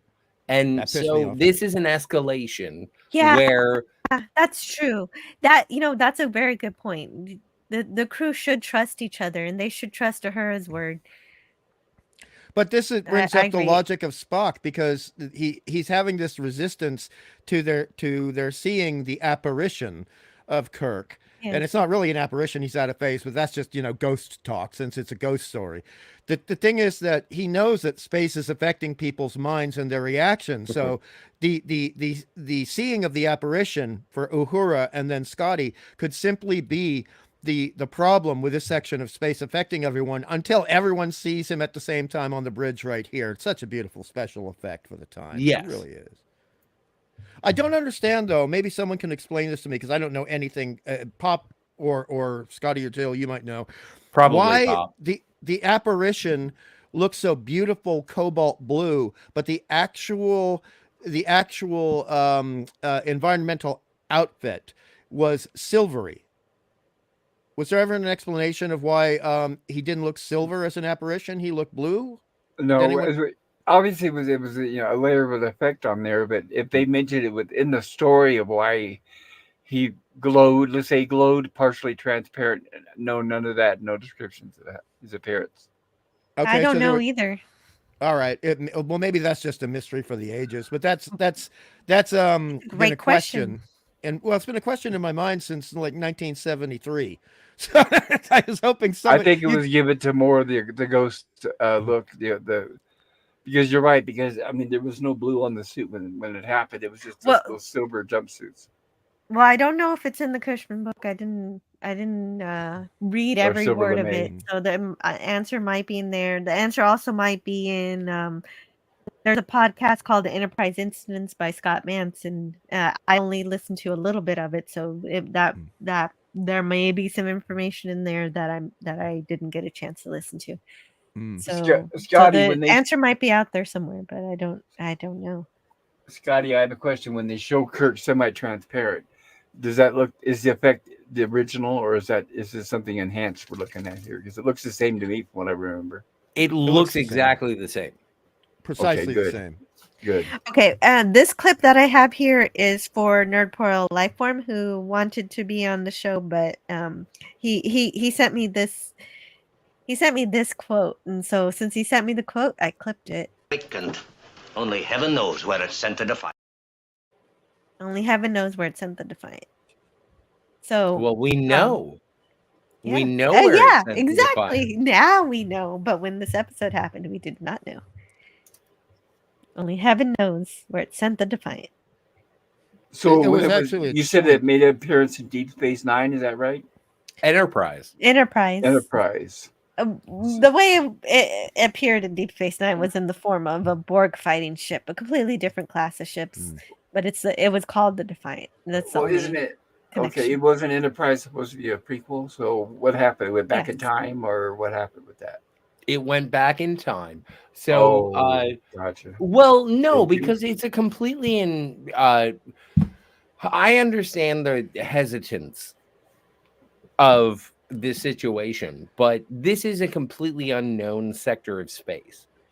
And when the Defiant is lost, it's because it's in an unstable section of space. And Right. so when it is lost, finally, it does, according to Enterprise, transfer over to the mirror universe, where it is discovered by the mirror universe versions of Archer et al. And so whether your suspension of disbelief agrees with that, that is not up to me. But I find it very interesting because I think it does feed to the responses of I gotta get through this. I gotta get through the end of this episode. So I should shut up. Yeah, All right. so you good. should shut up about Enterprise. I'll shut up. I'll shut up. I'll shut up. I love Enterprise. We covered this episode in another live stream. We did. You should check that out. Short, but I want to make sure we have time to review the episodes. I overall understand. episodes. You don't And have so to. It's cool. We've got It's the cool. nerve gas. We got the nerve gas that you can mix it with alcohol, mix it with Scotch, Exactly. however you King. like. So you could, Trania, if that's what you prefer. I would very Make a much good like mix to with say Scotch. that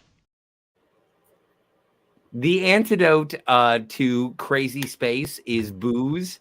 So I would just want everyone to know that when it comes to crazy space, I am invulnerable.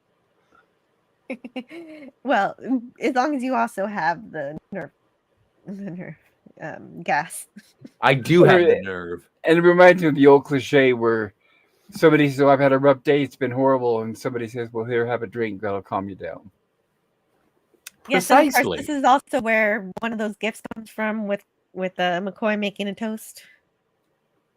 I do have to say I prefer the original special effect for the Tholian Web. I like it better. I like the original better. Yeah, and I'm sure Hungry agrees. I'm so sorry so I have do to I. rush the end here. No, let's rush. Can we get Go out ahead, of here? Jill. Do what Hey, you gotta do, look Jill. at that. It's Captain. Oh, that is one of my favorites. And also, all hands on deck. Come on. This is one of my favorites. The only person missing, Eddie Paskey. Well, yeah, he's done with the show at this point. But we got another guy, and I didn't get his name. But there is another guy from earlier. Oh yeah, that's O'Neill. O'Neill. I forgot about him. Too. And so, hold on. let I'm me glad pause to this. see It's him. going So fast. he's like a surrogate. By the way, Oh, okay. what is the definition of a parsec the same back then as we now accept it? Probably. I don't know. I I think wouldn't it's the trust same. Han Like Solo. today's science and past science. I'm not sure. Yeah, because it seemed as a kid and still to me last night that Fiona's seemed like here. a large amount of time. Yeah, Hey, sorry, Fiona. Fiona. She might know. But It seemed like a very long distance. Princess thank Fiona you, says Fiona. yes. A parsec today is the same as yesterday. And O'Neill was played by Sean Morgan. He also was on Star Trek for Return of the Archons, in which he fled the log rivers in the teaser and was absorbed by the body. Then, after being rescued, used by Landru to locate his shipments. So that's that other crew member that you're wondering about. You know what? One of my best weekends in a July was being part of the body.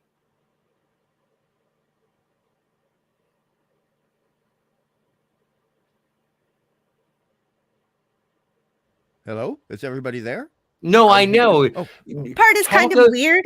This part is kind of weird. Is that they escaped from the web just by interfacing. So are the computers programmed for entry into interspace? And then they do, and then they go those parsecs that you were talking about before. Okay, so now it all makes more sense. Thanks, guys. No, Thank you. it doesn't make any sense. The end No. of the episode, the end of the episode says that the Enterprise has been thrown from the web and the bad place of space. But on the plus side, Kirk has been carried with the Enterprise. Well, that's because they were through trying to the transporter. Yes. So, but like ultimately at the end of the episode is like we're out of here and it's over. Like the end of the All episode the doesn't make problems any that sense. were a problem stopped being a problem. Do you have a problem with that? Yeah, I don't. I don't have a problem with that.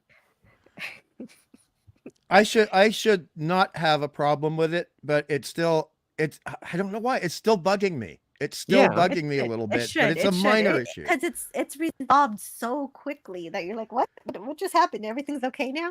Okay. Nothing happened. They just said, "Hey guys, everything's cool." It felt to me. I don't know if pop culture agrees. But Spock says it. No, you see, the crisis was upon us and then passed so quickly. Yeah, boy, it passed pretty quickly. Yeah, Spock's right. It passed pretty damn quickly. Very abruptly, should we say. Yeah. It felt like there was a scene missing, like the in the very, very old before we had digital reconstructions, horror and sci-fi movies where sometimes you would actually lose a scene because the film stock had been played so much, and it felt like we're missing something here. But I love this part. But you know what we're missing? Your review of this episode. Please review this episode. We got to blast through reviews. Sorry. No, you don't need apologize. To be sorry. This episode is so good; it deserves more time. I just don't have it. I've got to be mommy. We get excited, and I apologize. I forget sometimes. Okay. Review the episode, you monkey. Okay. Yes, please. Well, the final part where they're drinking the cure, which we showed, which looked very much like Tang mixed with orange juice. I don't know if it was, and it had booze. And that was incredibly funny in a very quiet, funny kind of way. And I love the fact that Scotty, being the Scotsman, decided, all right, since we can mix it with whiskey, I'm taking it with me. You guys are on your own. And then this incredible scene at the end, which is, that is subtle good humor by even a Gene Wilder quiet movie standard. This is amazing comedy here for a sci-fi show. It deserves... It's almost as if they had hired comedy writers to write this scene. It was so wonderful. Again, for like the 5th time watching this episode in my life. So like an A+? This is an A triple plus for me. This is 1 millionth of a degree short of the Horta episode. 1 millionth smaller. Oh, so would you say this is your second favorite episode? I would have to say that they're almost, it's a photo finish by the nose with 1 millimeter between the horses. That's how close it is to Horta for me. I'd say they're both mutually my favorite episodes. Well, okay, then explain to me, why does Spock lie about not hearing the tape? Because Vulcans are liars, and the only person who told you that Vulcans don't lie are Vulcans.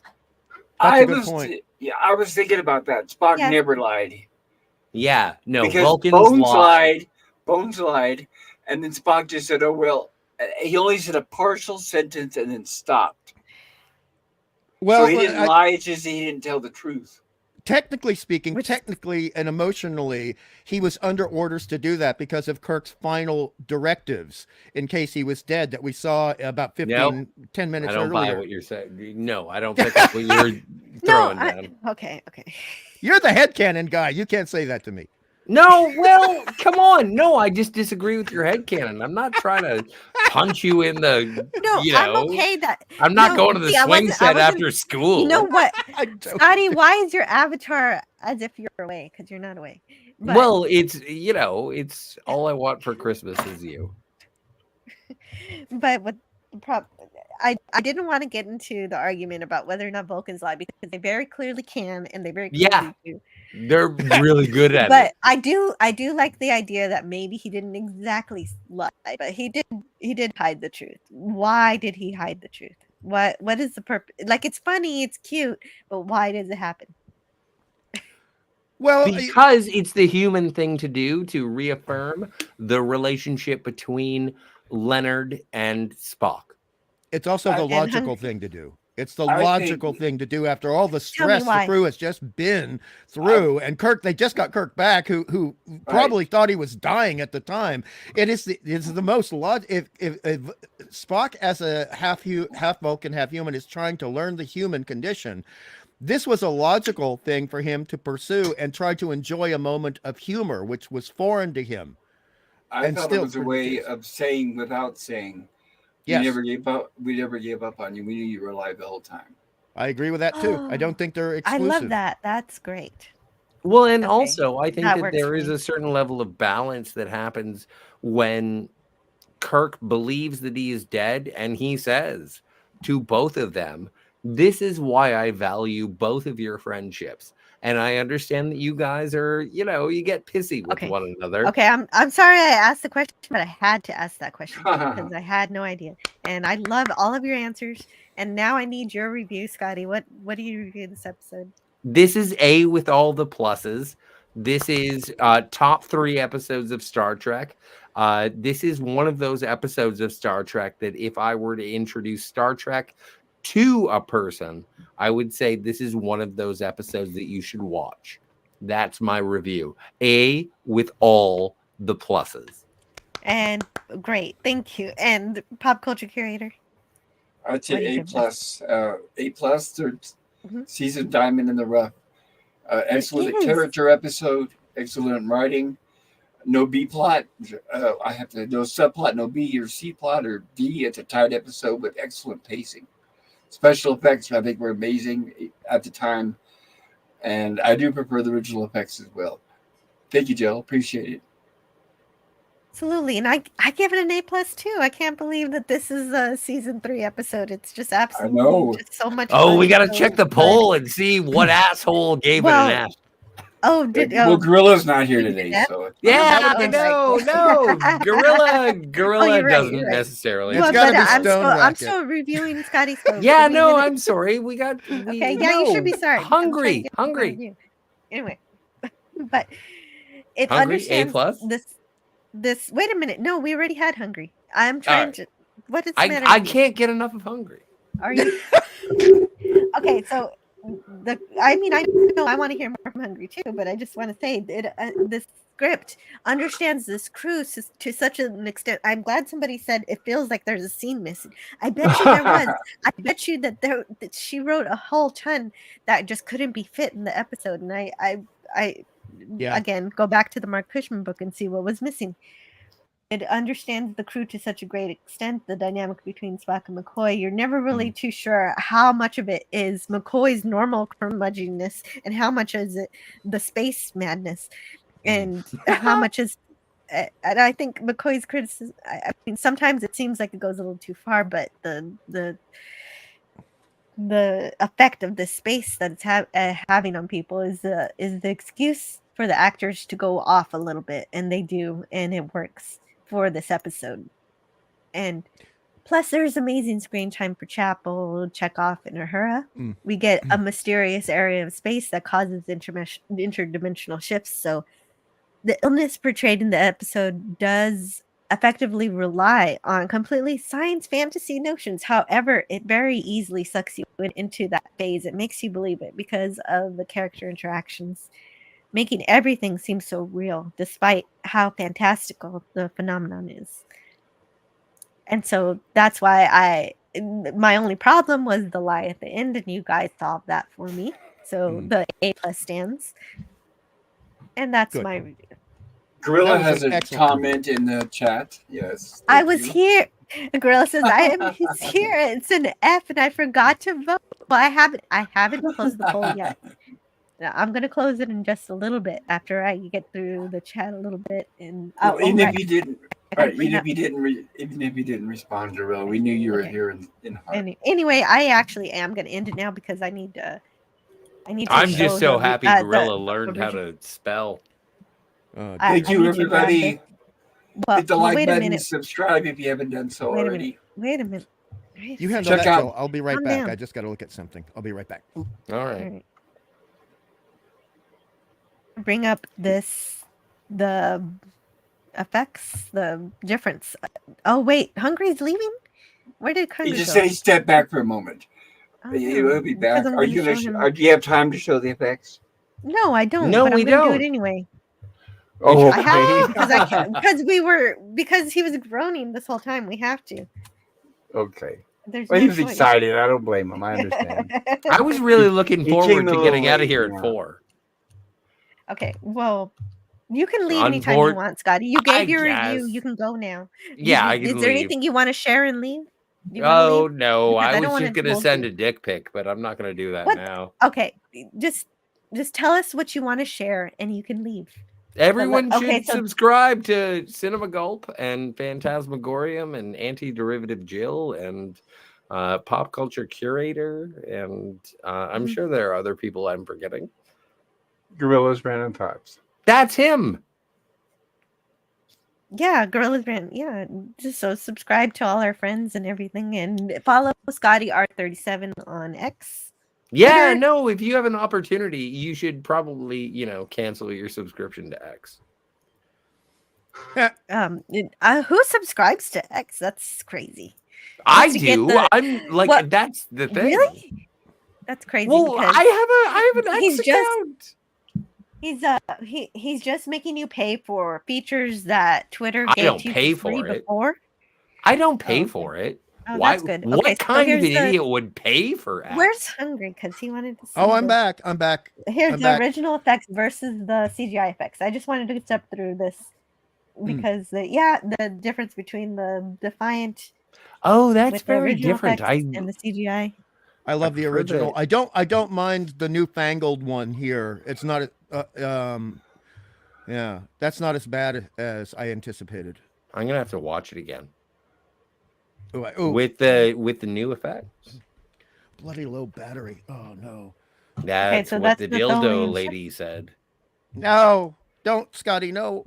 What dildos? Yeah, well, we no. can't talk Okay. about dildos. Oh wait, Scotty was leaving. Scotty, you gotta leave. I'll right? leave. I'll leave. Now that I Okay. brought up dildos, it's obviously my turn to leave. Thank you so Okay. much for Okay, having thank me. you guys. I'll see you in the Thank you. future. Live I'll see you long soon, Scotty. and Thank you for the being here. prospering. Bye-bye, Yes. Scotty. Bye bye. And okay, so here's the difference between the original effects and the Tholian Web effects and the original, the CGI versus the original. We don't see it.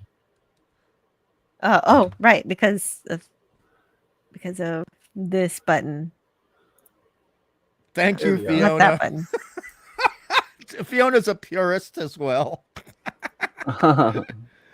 Thank you. What's Oh going God, on? I it's so can't find- ugly. The new ones are so ugly. Ah, God. But you could see, yeah, okay. So this is for everybody wondering what Hungry is talking about. You get to see the original effects here on the left, and that's the main one I wanted to show. And I Right. think we're good there. So That brings up one thing before we leave that I wanted to mention. A real Yeah. quick note about the Tholians that I really loved when they first appear, and I'm still pissed off we only got in this episode one appearance of them on their own ship. The Luskin mentions the territorial annex, and people who had survived World War II, they knew exactly what they meant in regards to a certain country that got annexed in Europe at the beginning. And that is just remarkably subtle dialogue where you look at the syntax and the choice of words of people that are alien. They wouldn't necessarily speak like us. And once again, to reiterate, the Tholians were possibly, aside from the Horta, the most alien corporeal creatures that we had encountered in Star Trek up to this point. Beautiful. Yeah, you know what? And that's really interesting because I did listen to about half of the Enterprise incidents with Scott, another Scott, and he had on the writer. She's on the episode, Judy Byrne, and she said that she envisioned the Tholians as silicon creatures. So it's amazing that you align them with the Horde. There could be a connection. Oh, well, I don't she did know. her job well. Yeah. I And love Keith that. E says they are stealing this from the Bible where people saw Jesus. Oh, right, in the resurrection. No comment. Possible. I plead don't the fifth. know. Star Trek tries to avoid the biblical references, but that's not to say it didn't happen just from the thoughts. I don't know. Inspiration is drawn from so many places. But I'm just going to thank everybody for being here. Thank you, everybody. Mr. Miles, last son of K, is, I believe, the unstable sector of space is a subspace bridge to the mirror universe. The effects of the Tholian Web energy caused a time dilation, sending the USS Defiant into the mirror universe past. Yes, that sounds right. That we can only guess at how that happened, as it's not completely described in Enterprise, but that works for me. A lot of fans try to forget the very last episode. Oh yeah, Enterprise. Yes, they do. But of course, yes, it is way better than anything today. That can be said for anything. And I'm so glad to see you here, Susan Dolan, Herc 130, Princess Fiona. We use the Earth orbit around the sun to measure parallax of distant objects. It's a very cool technique invented by German astronomer Friedrich Bessel. If his name was Kessel, it would be hilarious. Frederick Bessel. Okay. That is brilliant, PF. Oh, that would be incredibly funny. Oh, nice one. And Mr. Miles says Vulcans are proficient liars. I'm just reading the chats and not putting them on the screen because every time I click on them, it hides them, and I don't have the time to go open the thing over and over. So it's StreamYard issues. Tuvok was a double agent embedded into the Maquis, a master of lies. Yeah, exactly. For duty, a Vulcan can very much lie, and he and For Spock has duty and before. humanity. Yes, exactly. Scotty R37 always making things more difficult than they have to be. Well, he makes things challenging. I think I see it more of as a challenge than a difficulty, and it's fun. I have fun streaming with him, and I'm glad he was here because he brings a color and a light to the live streams, any live streams that I have him on. I was here. It's an F, and I forgot to vote, says Gorilla, and so I just want to thank everyone for being here, Stone Racket, and anyone I missed. I know there were a lot of people here that I won't have a chance to shout out because I've got a dash. Brogu and Stone Racket says, thank you, Jill. Pretty sure the copyright is expired for the Bible. Yeah, that's right. Yeah. So stories can be taken from it. It makes sense. So, Pop Culture Curator, what would you like to share with us today? Well, thank you for having me on. Of course. Tonight we're covering the 1986 The Fly with Jeff Goldblum and Gina Davis on my channel. If you want to join us, 7 p.m. Mountain Time. Tomorrow will be Gilligan's Island, and on Mondays we do Lost in Space. And thank you for having me on. It was so good to see you guys. It was so good to see you getting hungry. I hope you're doing well. I will see everybody soon. Getting through it. Not well, but getting through it. But I appreciate it. I understand, brother. I understand. And everybody in the chat, you're not doing well. I didn't know that. That's not good. That's one of the reasons I'm not around that much anymore. So. Oh, man. That's all right. It's nothing to worry about. It's just, thank you so much for being here. Oh, my pleasure. So much to me. This episode, as you know, I've already expressed how it means so much to me, but the reason why it meant so much to me is something we've talked about before, and this will just be one of my closing statements before we leave, is that science fiction and true proper horror stories have one thing in common, and that's why they're often like Siamese twins joined at the hip, is that it's about solving the mystery of the scary situation. And this episode exemplified that onus. And yeah, it definitely did. It definitely had those elements, and you knew you loved it, even though you didn't, because of what you recognized in it. And I appreciate that. And oh no, now everybody can see my notes for some reason. That's not good. That's those weren't my notes. That's a list of all of the YouTube channels that I share, because I like to share people's channels. and things. And oh wait, Hungry, did you have anything you wanted to share in terms of promoting anything? The one thing is that one of the few things I committed to, like I committed to this, and then later on I committed to something else that I was capable of dealing with, and that's every week we're reviewing the old Buck Rogers 1979 to 1980 television show on Dadman's channel. Dadman popped in today to say hello, and that was very nice of him. Darn Gil Gerard. I love that show. And Aaron Gray. He does a lot. Yes, and Aaron Gray is still beautiful. Yeah, so it's an interesting take, and I'm always taking the artsy elements and the comic booky elements, because a lot of people don't realize that Buck Rogers was actually a cartoon newspaper strip and then a comic book, and then it got on television. But that's all I'm going to promote. Don't forget about the Flash Gordon and Buck Rogers serials back in the days. Those two. Yeah. Those two. Awesome. Awesome stuff. So there's Dadman's channel. Check out that live stream. That's so cool. Very cool. So I'll talk to you guys later. Thank you so much for talking about Star Trek with me. I would love to stay longer, but I do have the real life. The real life gets in the way of the fun. The kids. I think I played all the clips, and so except for next week. Except for next week's episode. Next week's episode is For the World is Hollow, and I Have Touched the Sky. So here's the preview for next week. I'll see you all next time. Bye-bye. Have a wonderful Tuesday. Bye. Nighty-o, bye.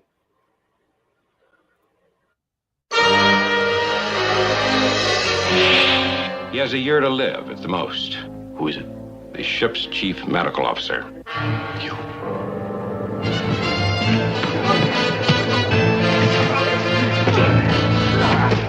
Is there a woman for you? No. I wish you to stay here, on Yonada, as my mate. Repent your disobedience and agree to the insertion of the instrument of obedience. He will be told what must be done.